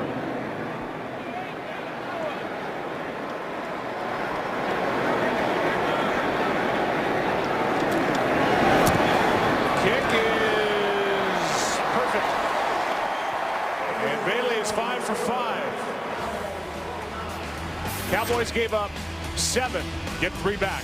3rd quarter in Texas. Aerial coverage provided by Nationwide Insurance. Above the turf here at AT&T Stadium, where the Cowboys lead by 19.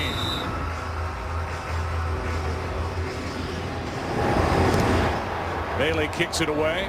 He's just not allowing any returns. Aaron Rodgers, frustrated he did not get the start today, trying to pump up the team on the sideline. We'll talk more about Aaron when we come back on America's Game of the Week. Today's game on Fox is sponsored by Walking with Dinosaurs. Friday, only in theaters.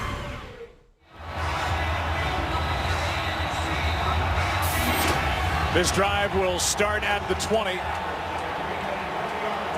Down by 19 for Matt Flynn.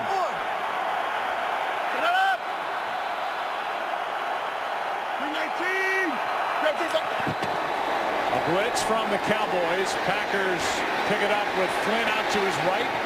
Throws it away. The Packers and specifically Aaron Rodgers were hopeful on Thursday that this game would be his return to action. He felt good, but he underwent another CT scan on that fractured left collarbone, and he was deemed not ready. Yeah, he said as late as Thursday night he thought he would be the starter, and came in on Friday and then was told they were going to put him down, and he was clearly disappointed. He was looking forward to his return here against the Cowboys. On 2nd and 10, Lacey, who has a 60-yarder in this half, is good for 2. First guy there was Barry Church. Now you think about the Packers, Joe, and 5-2 at the time that he got hurt in that game against the Chicago Bears, and what's happened since. And you know, this team, I would think, as far as the backup quarterback position, is going to have a far different look next year, and this could have happened any season. You know, I mean, Matt Flynn had been the backup here for a while. They had Graham Harrell, and they've had young guys. They haven't had veteran quarterbacks, and they've been very fortunate in previous years not to have the type of injury that Aaron Rodgers had this season. 3rd down and 8. Pass is caught. Nice catch. That's the tight end, Andrew Corliss. And on 3rd and 8, a big catch and run for Corliss of 22 yards. Yeah, it was. They needed to make a play, and Andrew Corliss was able to do it.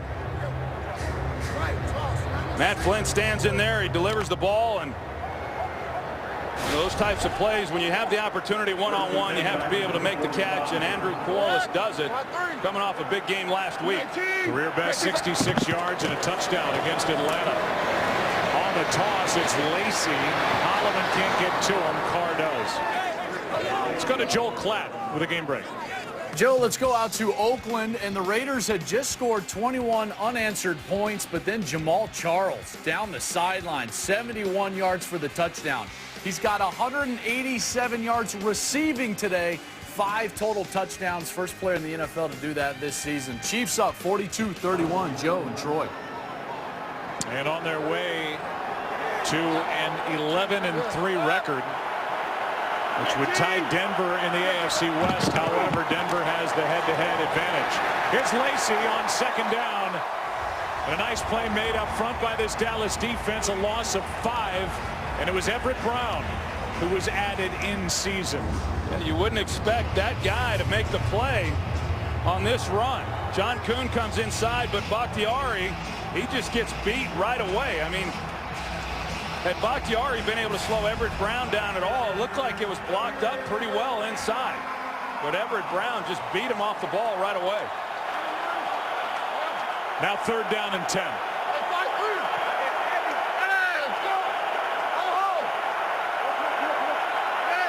Cowboys showing blitz. They back out. Flynn throws. What a catch by Nelson. A flag is down, but a one-handed, left-handed grab by Jordy Nelson. And a conversion on 3rd and 10. You see Jordy Nelson, he starts like he's going to go across the field, back out. Holding, number 32, defense. That penalty's declined. Play results in a 1st down. They get Scandrick. Yeah, it was a good call, and it's great concentration by Jordy Nelson.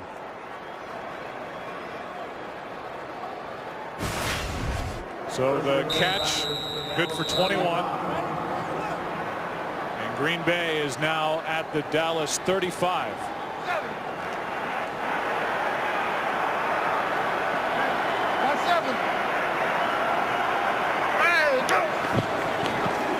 Looking left all the way.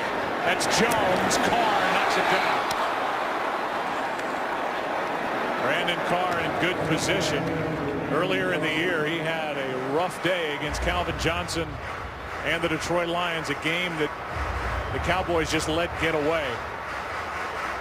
Trying to not make that cost them dearly in the NFC East in the race with Philadelphia. Now 2nd and 10. You know, the Cowboys talked about locking these corners up, especially Brandon Carr, and letting him play press man-to-man coverage, and you know, they've held up.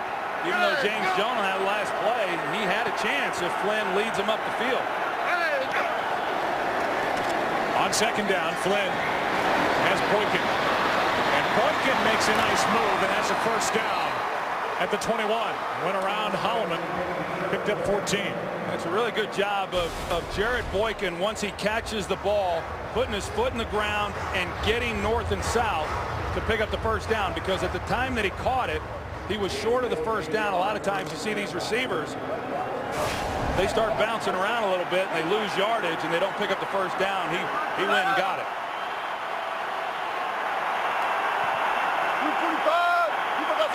From the 21 starts.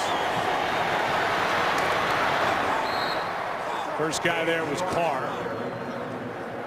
And it was Lawrence, Cameron Lawrence, who because of injuries was in at linebacker last week at Chicago, and now because of the injury to Durant and later Ernie Sims, it's Lawrence and Holloman, two rookies at linebacker for Dallas.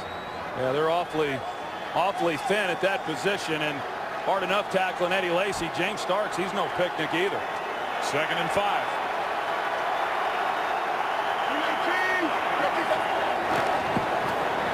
Flynn keeps it.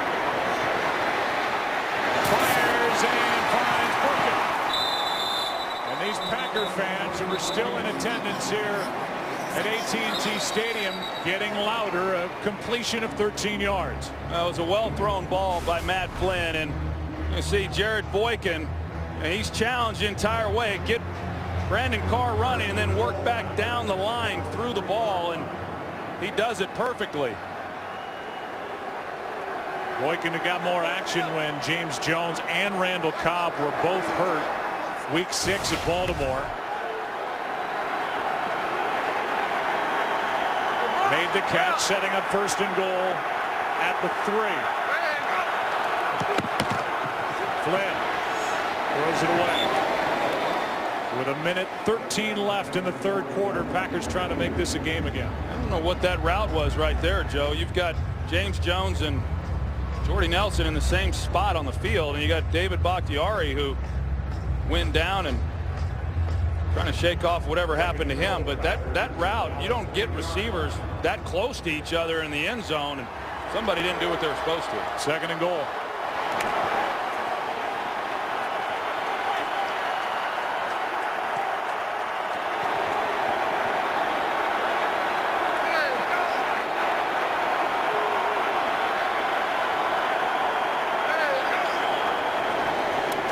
Is caught for the touchdown, Corliss. Back-to-back weeks with a touchdown for Andrew Corliss.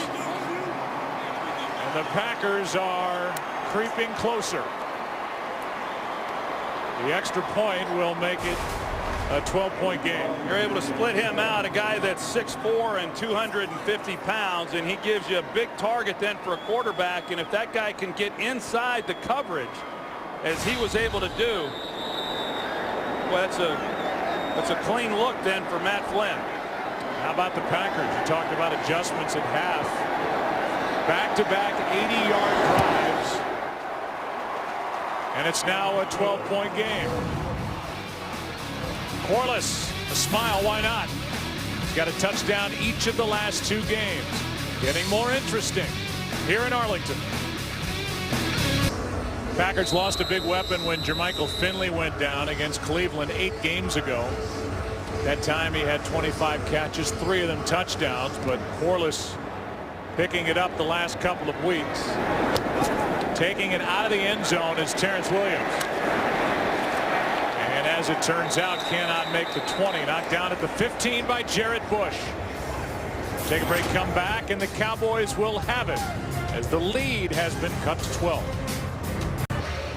Quiet day for 2 of the game's premier pass rushers. Clay Matthews, a 27-year-old who has 6 sacks this season, and DeMarcus Ware, a 31-year-old who has 6 as well. Only 1 tackle each so far. No sacks. And Murray started to run before he made the catch. 2nd and 10. But some quarterback play from earlier in the day here in week 15. Matt Castle with a win over Philadelphia. His numbers: Kirk Cousins strong in defeat, and Colin Kaepernick. The win for the 49ers against the Bucs. Tell you, I like Kirk Cousins. I know a lot of people in Washington do after his performance today. You mentioned earlier they went for 2, but RG3 grabbed the headlines last year. But that team wouldn't have been in the postseason if not for Kirk Cousins coming off the bench and doing what he did. Here is one out of the reach of the tight end James Hanna. And so you don't run the ball. You're worrying if you're Dallas, you're up by 12. You're trying to take time off the clock. 2 incompletions. And there's still 55 seconds left in the third quarter. Well, this surprises me, Joe. I mean, you want to do what you do, but they have run the ball so well. DeMarco Murray is averaging over 7 yards a carry. And in this situation, yeah, you wish the clock is right now what you're trying to wind down if you're Dallas. They throw the ball first and second down, both incomplete. Stops the clock. And they still yet to convert on third down. Could be a big stop for Green Bay. Romo is sacked inside the 5. Matthews was in there, but he wasn't alone. The rookie Dayton Jones. And the Cowboys are letting the Green Bay Packers gain more momentum now on defense. Well, Clay Matthews is right here in the middle. He comes and nobody's there to pick him up. He flushes Romo. Dayton Jones is there. That was a great job defensively by the Green Bay Packers of forcing a 3-and-out, but a lot of that, the undoing of the Dallas Cowboys, I think, as far as strategy, first and second down, throwing the ball, big mistake. Jones hits it.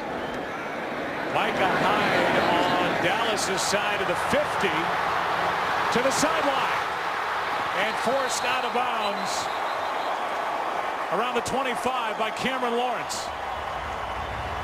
There's a few Packer fans here at AT&T Stadium, and they're letting them know they're here after this change of momentum. And Micah Hyde on this return, they were already going to get excellent field position off the sack. But now with a big return from him, well, they've just gotten right back in it, Joe. They have, and you said it. There'll be a lot of people questioning the play calling on that last possession, a possession that lasted under a minute. I was surprised on first down that they threw it, knowing how well they've run it and trying to get the ball game into the fourth quarter. But then after that incompletion, to throw it again on second down, I was surprised. Starting at the 22, Flynn. Lacey out of the backfield, a good play made by Barry Church. And that'll end quarter number 3. We've got a game here in the home of the Cowboys, who lead by 12. Back after this on America's Game of the Week. After this from your local Fox station. Rivalry. It continues here. Rivalry that started back in the 60s with Lombardi. The great Tom Landry. Rolling forward through the years, the good matchups. Holmgren, Jimmy Johnson. It's come to Garrett, McCarthy. And a ball game here in Arlington. 12-point game. 2nd and 13. After that play made by Church, here's Boykin. And Boykin fights his way inside the 15. We'll go down to the field and Pam Oliver. Joe, the Packers are a little short-handed at tight end as they're down to 2 healthy ones in this game. Tight end Brandon Bostic, he got hurt in the third quarter, was carted off. He has a foot injury, and he is out for the day. Back to you. So left only with Ryan Taylor and Andrew Corliss, who is coming off the touchdown the last time the Packers had it. Now big 3rd and 3. Yeah, this is big, Joe, because if the Packers were able to come away with a touchdown on this drive, I mean, they put the pressure squarely on the Dallas Cowboys, cutting it to a 1-possession ball game.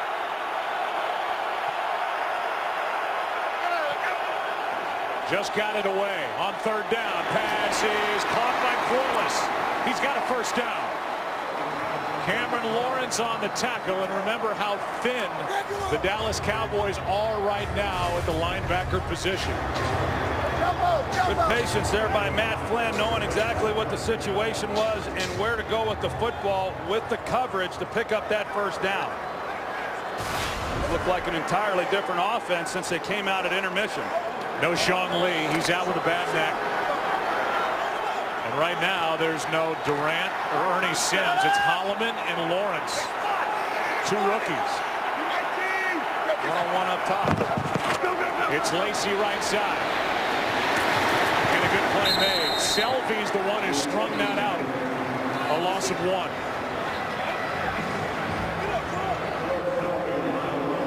And Selby, who made that play, can't get up. And Lacey limps away. You see him limping, coming off a sprained ankle. The final play of the first half last week at home against Atlanta. So we'll take a break. Come back. They check on George Selby. Second down for Green Bay when we return. Today's game on Fox is sponsored by Pepsi. Live for now. They took a long look at George Selby. He got up. Now on the sideline. Lacey been limping around on the sideline for Green Bay. Second and goal.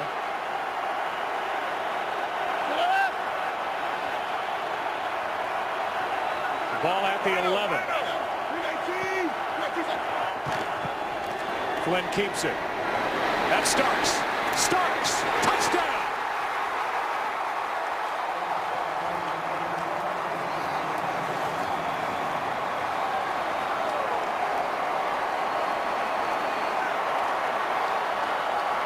Well, initially, Joe, looking at this, I thought they were going to motion Jordy Nelson and go to him. They pack everybody in offensively. They go Jordy Nelson out wide, but they come back to Starks inside on the middle screen. But they motioned Jordy Nelson all the way out. They got the one-on-one on Scandrick. That's where I thought they were going to go with the football. But that was excellent execution. A good disguise window dressing it with Jordy Nelson in motion. That's a heck of a drive right there, getting that ball into the end zone. They confirm the score. First touchdown catch of the season for Starks as he kept his knees up before he crossed the goal line. How about this? It's a 5-point game in Arlington. It was a 23-point game at the half. For the most part, all Green Bay since. We've got a ball game. Cowboys, Packers.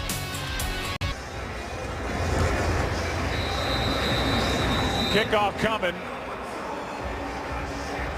And the Cowboys will get it as the lead has now been cut to 5. Drive will start at the 20. The Green Bay Packers have outscored the Dallas Cowboys 21-3 in this second half, and this came out of nowhere, and Matt Flynn deserves a lot of credit for hanging in there after a bad start. He does, and whatever Mike McCarthy said to him at halftime, he deserves some credit too, because they've made some adjustments. They've been able to, they got the running game going as soon as they came out. Matt Flynn has gotten into some rhythm. The defense on that last possession, they needed to make a stop because they were going to find themselves slowly running out of time, and the Cowboys did them a favor by throwing the ball in the first 2 plays, stopping the clock. But give the Packers credit coming away with a touchdown with great field position on that last drive. And then a big sack after those first 2 incomplete throws in the first 2 plays. The last time the Cowboys had it, DeMarco Murray gets 5. And we'll see now how the Dallas Cowboys attack this situation with over 12 to go in the game. And their lead down to 5 points. Yeah, and you look at it with 12.5 minutes to play here in the fourth quarter. You know, for the Packers, the way that first half ended, you find yourself constantly battling the opponent and then also dealing with the clock. But because of the way that they came out and got touchdowns as quickly as they did, and the key stop, now the clock is no longer a factor. Romo throws, pass is tipped and picked, intercepted. It's Tramon Williams on the return. Inside the 20. And now out of bounds near the 10. They're going to mark him just shy of the 7.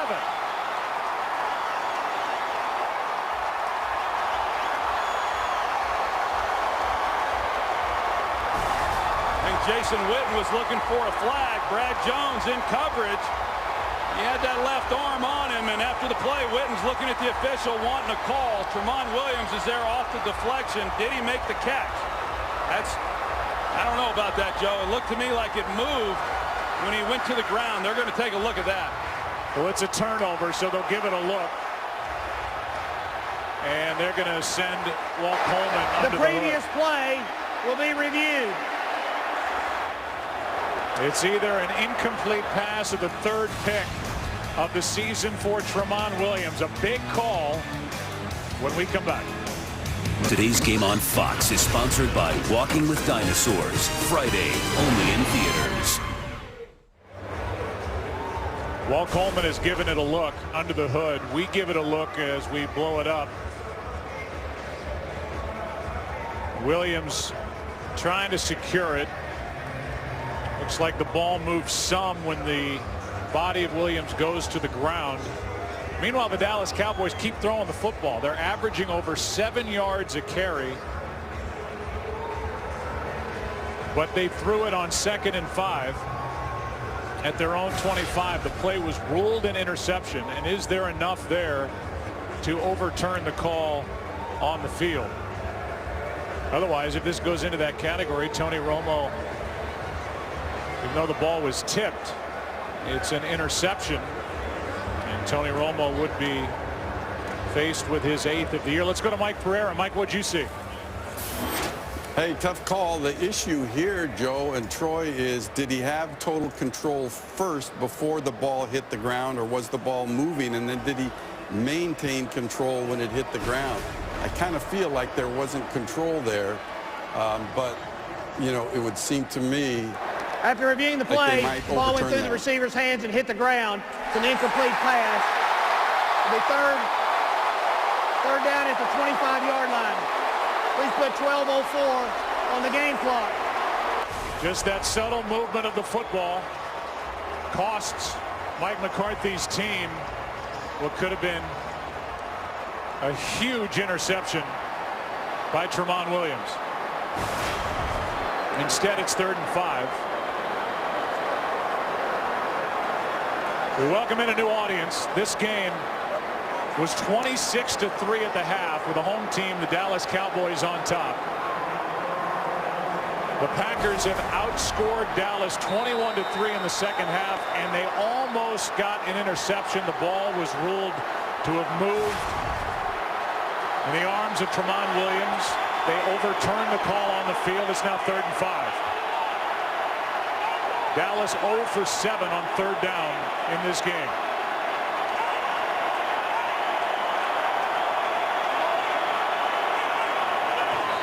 Penalty flag flies as it looked like Green Bay came across. Was the player drawn off on the far edge? Encroachment, number 96, defense. 5-yard penalty. Well, it's a 5-yard penalty on 3rd and 5, and it's enough for a 1st down as Mike Neal came across too soon. Well, they got Neal. It looked like Doug Free was rocking back a little bit on his heels prior to Neal coming across. Here's Doug Free. See that right knee knee buckled a little bit, and those guys, those pass rushers, they're just looking for any twitch, and they're coming. That's a good catch by you. It looked like Free was moving, but Dallas gets the call. Now on 1st down, it's Murray, and DeMarco Murray breaks out. Penalty flag on the play. At the end of it, a 22-yard carry, and it's against Dallas. We got Des Bryant, Bryant, number 88, offense. 10-yard penalty from the spot of the foul. Still 1st down. They get Des Bryant on the hold, and it takes away what was a 22-yard carry by DeMarco Murray. For those who are just joining us, and it will be 1st down and 5 after the penalty. The ball back at the 35. The Cowboys trying to win here. Had the big lead at the half, trying to tie Philadelphia at the top of the NFC East. They meet in Week 17 here at AT&T Stadium. In what was a record-setting 1st half for Dallas, 332 total yards of offense, the most they had ever had in the 1st half. They've been shut down. Murray is going to draw a flag. Looked like on the tackle, Brad Jones got a face mask. A loss of 1 on the play, but Personal foul, grasping the face mask, number 59, defense. 15-yard penalty, 1st down. Just that turn of the helmet is going to get the personal foul every time. Yeah, turn them just enough, and they don't have the 5-yard variety any longer. They're all 15 yards, and so that was a costly penalty there. But you know, you go back to the 3rd down play there, Joe, with the penalty on Mike Neal, where they failed to see Doug Free move, and that's a huge play right now in this ball game. 2 penalties that have resulted in first downs on this drive for Dallas. The call against Neal. Started it. Here's Witten downfield to the 25. He's got a touchdown today, and now he's got a big catch of 27 yards. Well, Jason Witten's as good as there is in the game, and the move that he makes on Brad Jones, he starts inside, sets up the route like he's crossing his face, and then gets vertical. Just the subtle things within the route that allow you to get open and create separation, and he does a great job against Brad Jones on that play and gives Tony Romo a place to go with the football. Cowboys answering. You expect to see more on the ground. We have expected that in this second half. Cowboys just keep throwing the ball. It's a safe throw to DeMarco Murray. He stays in bounds and is wrestled down inside the 25. Go back, Joe, and take a look at that 3rd down play right here on Doug Free. It's a good shot of it here where he rocks back, and those officials don't normally miss that. You know, those offensive tackles, they're right out there for these officials to see, and it's a huge break for the Cowboys. Cowboys have had tremendous success running the ball. They've run it 17 times in this game. They're averaging over 7.5 yards a carry, but they keep putting it in the air. 2nd down and 9. Romo, pass caught. That's Williams. Terrence Williams for the first down at the 11. Tramon Williams on the coverage, and a completion to the rookie of 12 yards. Good route by Tramon Williams there in the slot.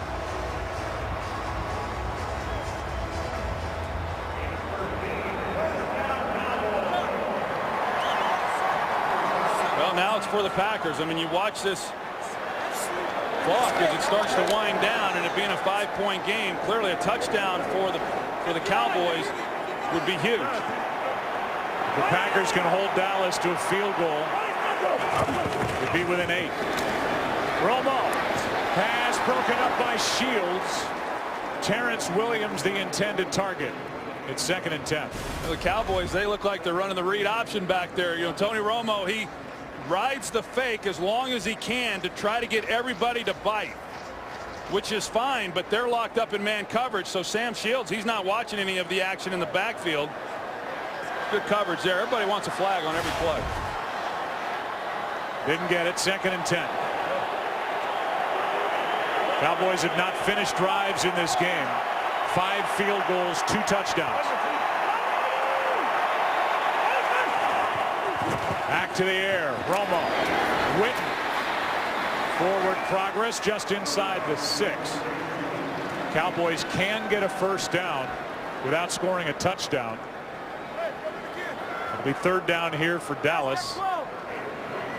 After Williams and Burnett made that last stop, they have to get just inside the 1 for a first down. You know, there's certain plays you look back on during a game and you say, hey, these were the differences in the outcome. This is one of those plays.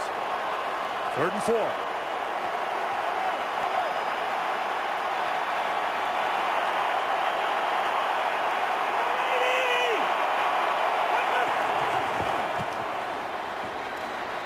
Romo out to his right. Pass is caught. Des Bryant for the touchdown. What a catch.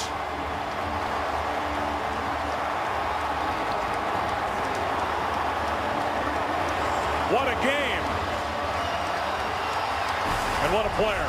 I don't know how this ball got in there. I mean, it was all kinds of bodies, and M.D. Jennings never turns. A ball that was underthrown.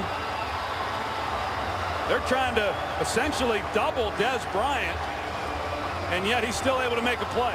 Tony Romo gives him an opportunity, and that's this guy's greatness right here. Des Bryant, you talk about him and all that he can do. It's the competitiveness at the point of the catch that separates him from so many guys in this league. Jason Garrett told us on Friday, I can't tell you how much I love Des Bryant. The way he plays the game. Was upset on the sideline in that loss. A heartbreaker at Detroit earlier in the year. He's had some game. And Tony Romo gets his team down the field. A couple of big penalties on the Packers on that drive. Touchdown, Dallas.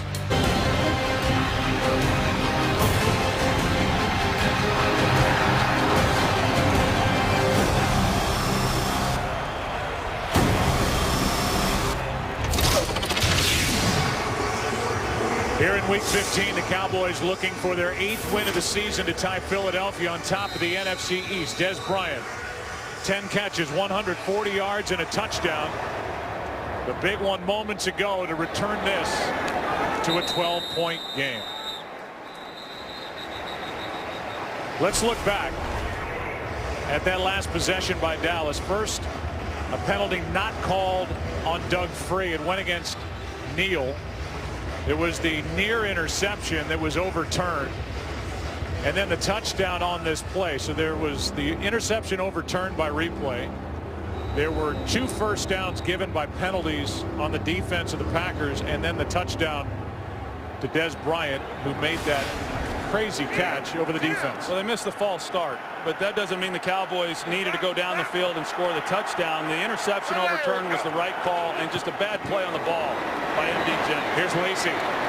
Lacy's got 11 and a first down. Barry Church on the stop. Still time left. 3 timeouts remaining for the Green Bay Packers, and back to that touchdown. How did Des Bryant catch this ball? You're going to see 2 guys in the same area, Joe. Normally you throw a ball up like this with all those bodies, good chance that ball's intercepted. You know, and it was underthrown, but, you know, hey, you can do things. You take chances to Des Bryant, believing that he's going to make plays, and he's done it over and over and over. But the Packers, that's on them, giving up the touchdown there on 3rd down. This is in the air and incomplete. By the way, that touchdown for Dallas was their first 3rd down conversion. It came on 3rd down. Romo made the play, and Bryant made the crazy catch. Now 2nd and 10. We saw him run the ball on 1st down. I know that you don't want to just throw it, but right now it's just over 7 minutes to play. You're down 2 scores. You got to get some big chunks. Handed off to Lacy. He ripped off a 60-yarder to start this second half. That was a big chunk. Not here. A gain of 4. So 3rd down coming up. Jarius Wynn on the tackle for Dallas.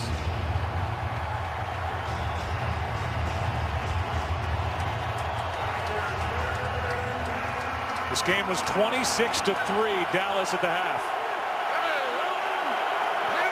3rd and 6. Blitz. Pass caught. Corliss. First down. Out to the 49. And they found Andrew Corliss 3 times in this second half.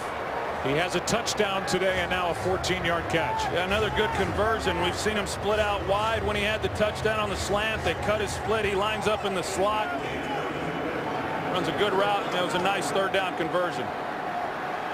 Big for Matt Flynn. Grew up in Tyler, Texas, a Cowboy fan.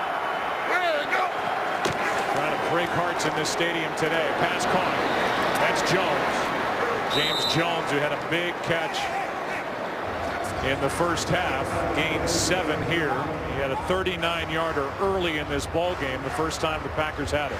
And James Jones could have been a little smarter on that play also. He had pursuit coming from the inside. He wasn't going to get much more out of that play, and could have caught it and got right out of bounds to preserve some time.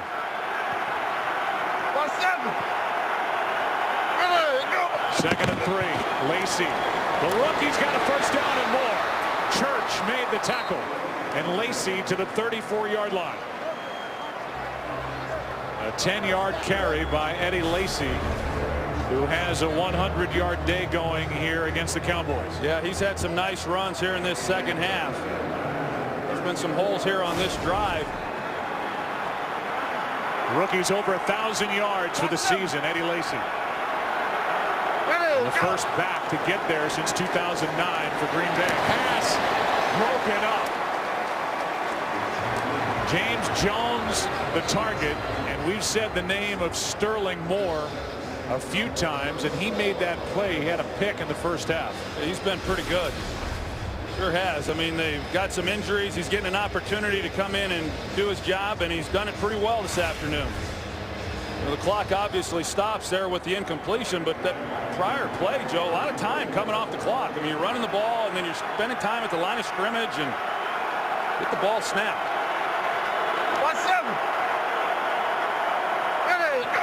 On second down and 10, Flynn.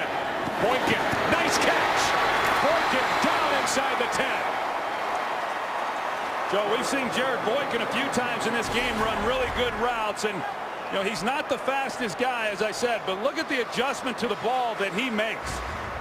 That ball's thrown to where Matt Flynn had to put it because there was pretty good coverage there by Brandon Carr, but Boykin's able to come back and contort his body and make a big play. Clock continues to wind. 4.5 to go. 27-yarder to Boykin. Flynn. He's got Nelson. And Nelson doesn't get much. Scandrick with a quick tackle.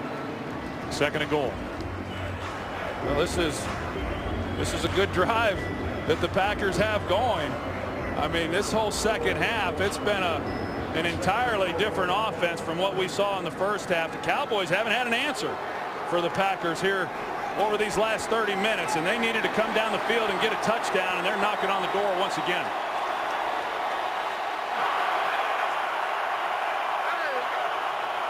On second down, Flynn comes back for the touchdown as he gets it to Jones.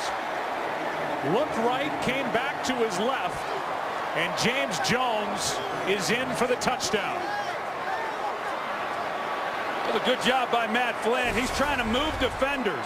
You see him in the pocket. He knew where he was going. He wanted to give the impression he was going to go to his right, try to hold the linebackers, but all along knowing he's coming back to James Jones on that underneath route. How about 4 second half touchdown passes for that man, Matt Flynn. Jones good from 3 yards out, just his 3rd touchdown of the season, and he didn't like the tackle by the rookie J.J. Wilcox as he grabbed him around the legs, spun him down, and that's why those two got up, got in each other's faces. This makes it a 5-point game. These two teams with so much history going face to face, nose to nose in Arlington. 5-point lead. Matt Flynn's coming off a win at home over Atlanta on a frigid day at Lambeau Field. He's got 4 second half touchdown passes. This was a 23-point game at the half. Last time Packers were trying to overcome that type deficit and got over the hump was an 82 against the LA Rams. Meanwhile, what's about to happen here, you have to think, is the Green Bay Packers are going to have to prove that they can stop the run, and the Dallas Cowboys are going to try and continue to run the ball as they have done with success here in this game. The drive will start at the 20. Greg Kinnear is coming to Fox in a new show called Rake. If Dr. House was a lawyer, it would be this guy. And you know he'll be getting into all kinds of trouble. Don't miss Rake. Greg Kinnear. Happy to have him at Fox. It premieres Thursday, January 23rd, right here. Well, Joe, you say the Cowboys are going to run the ball here. You would think. You think they might want to do that. But we'll see. But you're right. I mean, there should be little question as to what the Cowboys are going to do on this drive.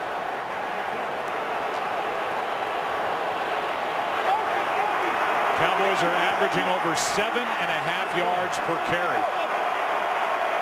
but have run it only 17 times. Romo keeps it. Going to air it out. Des Bryant shields in front of him, incomplete. Trying to take a shot on that first play. And they pass a bit underthrown. Well, they had him. You're going to see Des Bryant is by him, but The ball's a little underthrown. The other part of this, Joe, Sam Shields, one of the fastest players in the NFL. So if you don't drive that ball and really make Des Bryant go get it, Sam Shields is going to make up some ground, and he was able to on this play. And even with that, you know, when the ball's up in the air and you've got Des Bryant fighting with anyone for the football, you tend to think he's going to make the play. But Sam Shields recovered and, again, stops the clock. So they take a shot. For Dallas, good if it works, but it didn't.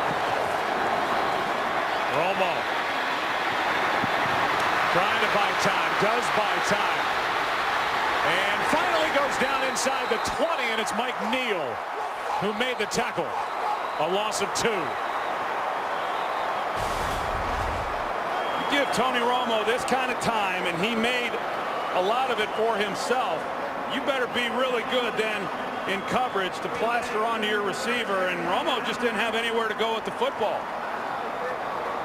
And I think Tony, rather than throw it away, I think he just wanted to keep the clock running, because at this point, you know, he had a chance to try to get it out of his hands. Timeout taken by Green Bay. It's their first. Kevin Green. He knows a little something about chasing quarterbacks. Yeah, he was the outside linebackers coach for the Green Bay Packers. Mike Neal, who is a converted defensive lineman, is the guy who made that play. The drive started with 4:17 to go in the game. It's been a 20-second drive to this point. They lose 2 yards on the play by Neal. It's 3rd and 12. Marco Murray had a big day when he had a chance to run it. 3rd down. It's like the Packers are going to go with a 3-man rush. Now they bring extra. Pass is caught by Des Bryant. Ball is out. And they're going to say he was down. There is no fumble, and Des Bryant has a 1st down.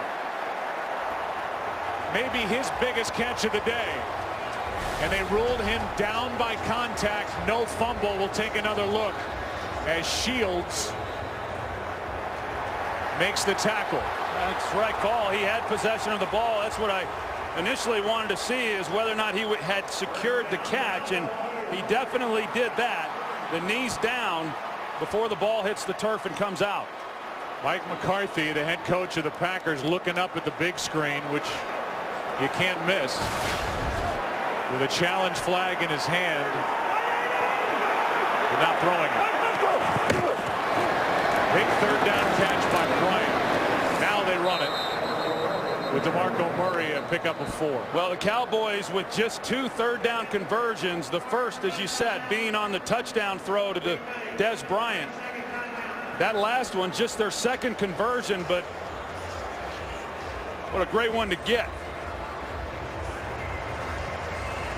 Now they look at Des Bryant over on the sideline in this game. I mean, at halftime, we're milling around and wandering aimlessly in the back of the booth thinking, what kind of game, what are we going to talk about in the second half? All we talked about is this incredible effort by the Green Bay Packers. It's been a great second half. Matt Flynn, you know, however this game ends up, he should be proud of the way that he came back. The whole team should be, the way they came back and played here in this second half. I think they're all going to be asking themselves, you know, what the heck was that in the first 30 minutes of this ball game, because offensively they just couldn't get anything going. But, you know, they were able to force the Cowboys to 3rd down on that possession. Looked like they were in a great opportunity, and Tony Romo delivers to Des Bryant for the 1st down. It was a 13-yard catch on 3rd down and 12.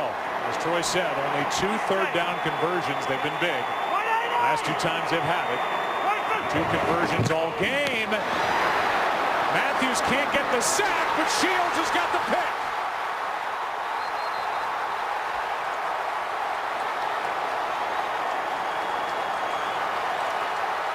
Are you kidding me?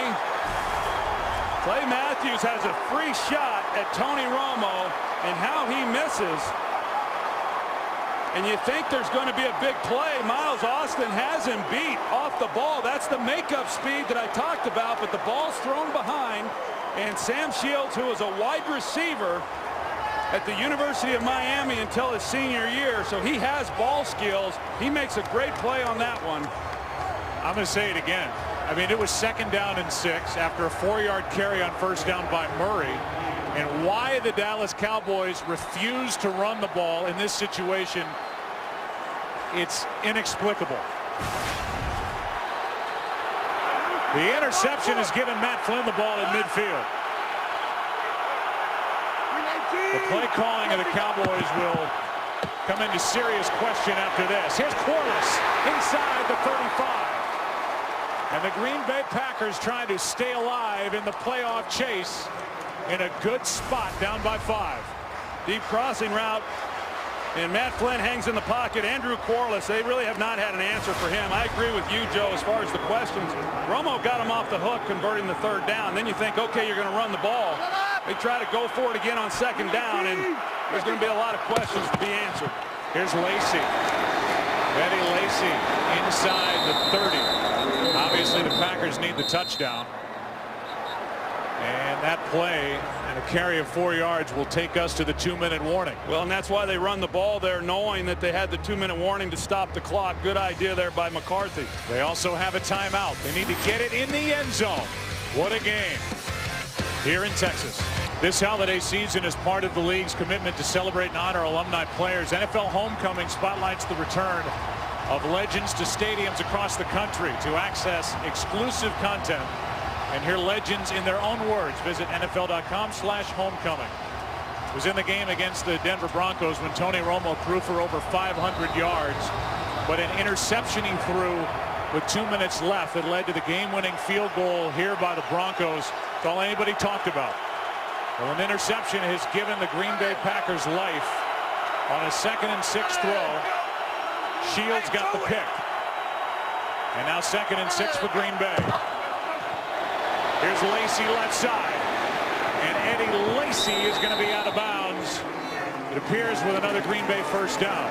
Pretty interesting call there by Mike McCarthy on 2nd and 6 with 1 timeout left. You run the draw to Eddie Lacy. Good blocking on the outside on the perimeter by James Jones. Not only does he pick up the 1st down, but he's able to get out of bounds. You see what's happened here on the last 4 possessions by the Packers in this 2nd half has been incredible. This is where DeMarcus Ware, this is where he needs to show up. He was challenged this week. He's been a non-factor all afternoon. From the 21, it's 1st down as the NFL's most maligned defense is trying to come up with a stop. Pass is broken up, but a flag. Barry Church and Andrew Corliss. That's kind of where they've been going after the Cowboys. We talked about the linebackers and the injuries that they've had. Number 42, defense. Ball we placed in the spot of the foul. Barry Church is the guy who comes up and makes a play that gets the flag, but no underneath coverages there. Young linebackers in the game, and Andrew Corliss has been working that middle of the field. Good part of the 2nd half. 1:50 remains. Dallas with all 3 of their timeouts. Green Bay with 1. 1st down.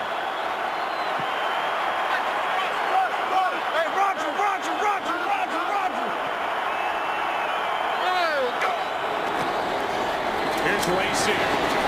Eddie Lacy, the rookie, down inside the 5.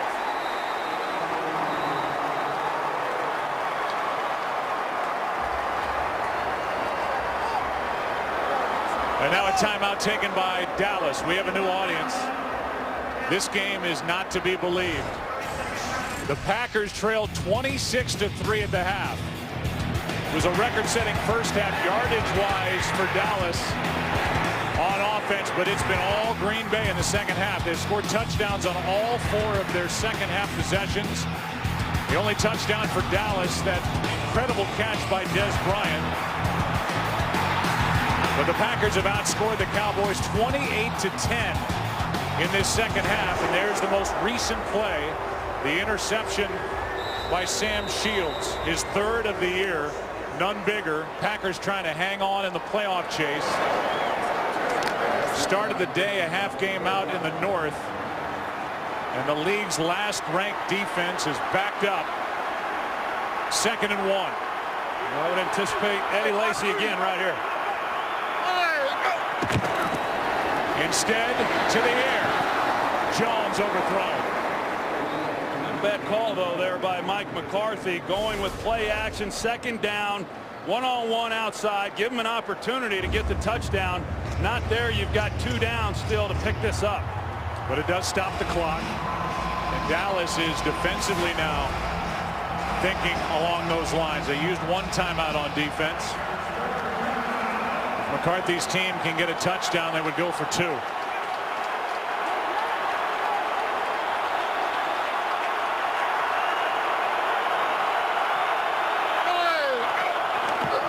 It's Lacy. Eddie Lacy can't get in. But it's a first down. Yeah, that helps them, Joe. It helps them by not scoring. So they forced Dallas to use another timeout. And as you said, they pick up the first down, so they have a whole nother set of downs to work with. This guy's unbelievable. I mean, Eddie Lacy gets hit in the hole, and he just keeps his legs going. You know, what confidence Mike McCarthy has in this guy to not only give him the ball and have the clock continue to run, but trusting that he's going to pick up key yardage, which is what he's done throughout this possession. Mike McCarthy's team now checks in B.J. Raji. He'll be a lead blocker on a 1st and goal play from the 1. 5-point game, 1:34 remaining, and only 1 timeout left for the Dallas Cowboys. You know, right now you look at it from the 1-yard line and you say you really want to score on this first play. Hand off to Lacy. The rookie's in for the touchdown. And the comeback has Green Bay on top.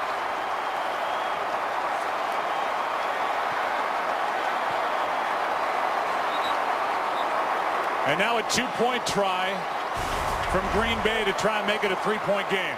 Yeah, they come back and you know, so much for maybe not wanting to score on the first play. They give the ball to Eddie Lacy. They bring in B.J. Raji, and he goes over the top for the touchdown. This 2-point play right here clearly is a huge play in this game. If they're able to come down with it, make this a 3-point game, they're at least then looking at overtime if Dallas just settles for a field goal. 0 for 2 on 2-point tries this season are the Packers. And how do you not give this to Eddie Lacy? Teams 2 for 2 against Dallas's defense on 2-point tries. Pass is incomplete. No flag. Corliss the intended target, and it was Heath, the rookie safety in coverage. It's a 1-point game with 1:31 left. Looked like there might have been a grab at the top of this. We'll see. Well, they could have easily called Corliss with the push, but there was a pull of the jersey by Heath as well. Both these guys could have been called. The officials don't throw the flag. They let them play. So now Tony Romo has a chance to make amends on that interception with still plenty of time and 1 timeout. And all he needs is a field goal. A minute and a half is a lifetime. Again, Tony Romo threw for 506 yards against the Denver Broncos. Was tied 48-48 with 2 minutes left in the game, but threw an interception. And people then jumped on him and said, same old Romo.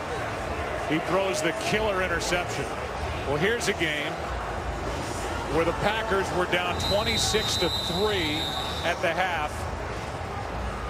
The Cowboys have gone away from the running game, which is impossible to explain. And the Packers now have scored touchdowns on all 5 of their second half drives and lead by 1. And the game is in the hands of Tony Romo, who has 21 career comebacks in the 4th quarter or overtime. When tied or trailing, he's trailing by 1. Talk about so much on the line here for both teams within their divisions and keeping playoff hopes alive. Career long for Dan Bailey, 53 yards, which means getting it to the 35. He's got more leg than that.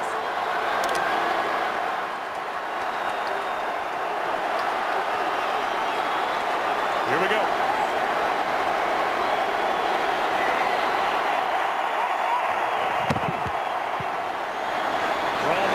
Beasley made a nice catch and is going to hop out of bounds. They're going to mark him shy of the 30. Clock stops with 1:24 to go. It was a great catch by Cole Beasley, an excellent route. It looked like he was going to be able to bring that one in, but he did.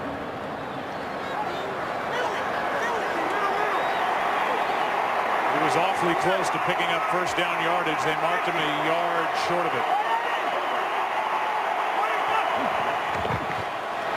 From the 29, passes incomplete. Tramon Williams, he thinks he had it. He sure does. The call immediately was that the ball hit the ground. We're inside 2 minutes. That would come from the booth as far as a challenge. His reaction, Joe, this will be interesting to see what happens on the play, because the other one that they overturned, he didn't look quite so confident. This one, he immediately comes up and acts as though he definitely caught it, and so they'll take a look at this one upstairs. Green Bay wisely called a timeout. They shouldn't have to do that. That looks like a good catch. It looks like an interception to me, but anytime you're in 2 minutes, inside of 2 minutes on a play like that, how do they not shut the game down? That's inexcusable by these officials in the replay system. Meanwhile, Green Bay will not be charged a timeout. The buzz came prior to it looks like a clean interception all the way. We will review the previous play. We haven't seen anything on either one of those two replays to suggest that was not what could be a game-ending pick by Tramon Williams. We'll get the call when we come back. We're going to get the call after the booth review. The officials claim that they are going to give Mike McCarthy and the Packers a timeout back, that they did shut down the game because of this for the booth review, and this looks like an interception all the way, which would in essence end this game. Yeah, he came out of this, Joe, and immediately he was asking for a review. Clearly it has to happen from upstairs, has nothing to do with Mike McCarthy, but you could tell by his reaction that he believed that it was a clear interception, and by everything that we've seen, it was. Now here's what happened on the play. This is when he was short of the first down, but on the interception, Cole Beasley pulls up. It was a trap defense by Tramon Williams. Tony Romo's expecting him to stay on the route, stay on the move. He pulls up, which isn't necessarily the wrong thing because of Tramon Williams playing the coverage he was, but a miscommunication is what led to that. Here comes the call by Walt Coleman. After reviewing the play, the receiver had two hands under the ball, completed the catch, rolled over for the interception. And the Green Bay's ball, 1st and 10 on the 32-yard line. Please put 1:22 on the clock, please. This is going to go down as one of the worst defeats in the history of the Dallas Cowboys. And again, I go back to play calling offensively, not running the ball when they had the lead, when Green Bay showed they couldn't stop the run. I think it goes back to that sequence, that possession right before the end of the third quarter, 3 consecutive passes. The third one led in the sack. Packers get great field position, but that's when it really began, and it never got any better. The season is not over for the Dallas Cowboys, and it certainly isn't over now for the Green Bay Packers with this come-from-behind win. They trailed 26-3 at the half. And finally an exhale from Mike McCarthy. They're at home against Pittsburgh, then at Chicago. Des Bryant has left the field. The Dallas Cowboys, meanwhile, are at Washington, taking on Kirk Cousins. And they racked up yardage today at Atlanta, and then at home against Philadelphia. The Dallas Cowboys have to wonder what just happened here in the second half as the Packers just continually pounded the ball in. Well, Joe, there's games that, you look back on and you're disappointed that you weren't able to win, and there's a play here and there, and this one really, it's hard to explain. I mean, the Packers, hey, give them credit. They went down the field and they came away with touchdowns. A great job there in that second half. But the management, the clock management by the Cowboys, about as bad as I've seen. The Dallas Cowboys gave up touchdowns on the first 5 possessions for the Green Bay Packers in this half. And for Dallas, their worst defeat as far as a comeback is concerned was 24 years ago against Detroit when the Lions came back.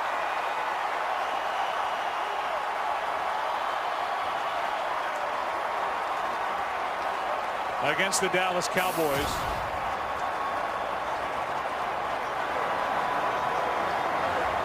It was a 24-point comeback then. That was 2 years ago against Detroit. Tony Romo and this offense, a lot of explaining to do with regard to the play calling. This, a 23-point comeback and a 1-point win for Green Bay. We'll take a break. Come back after this.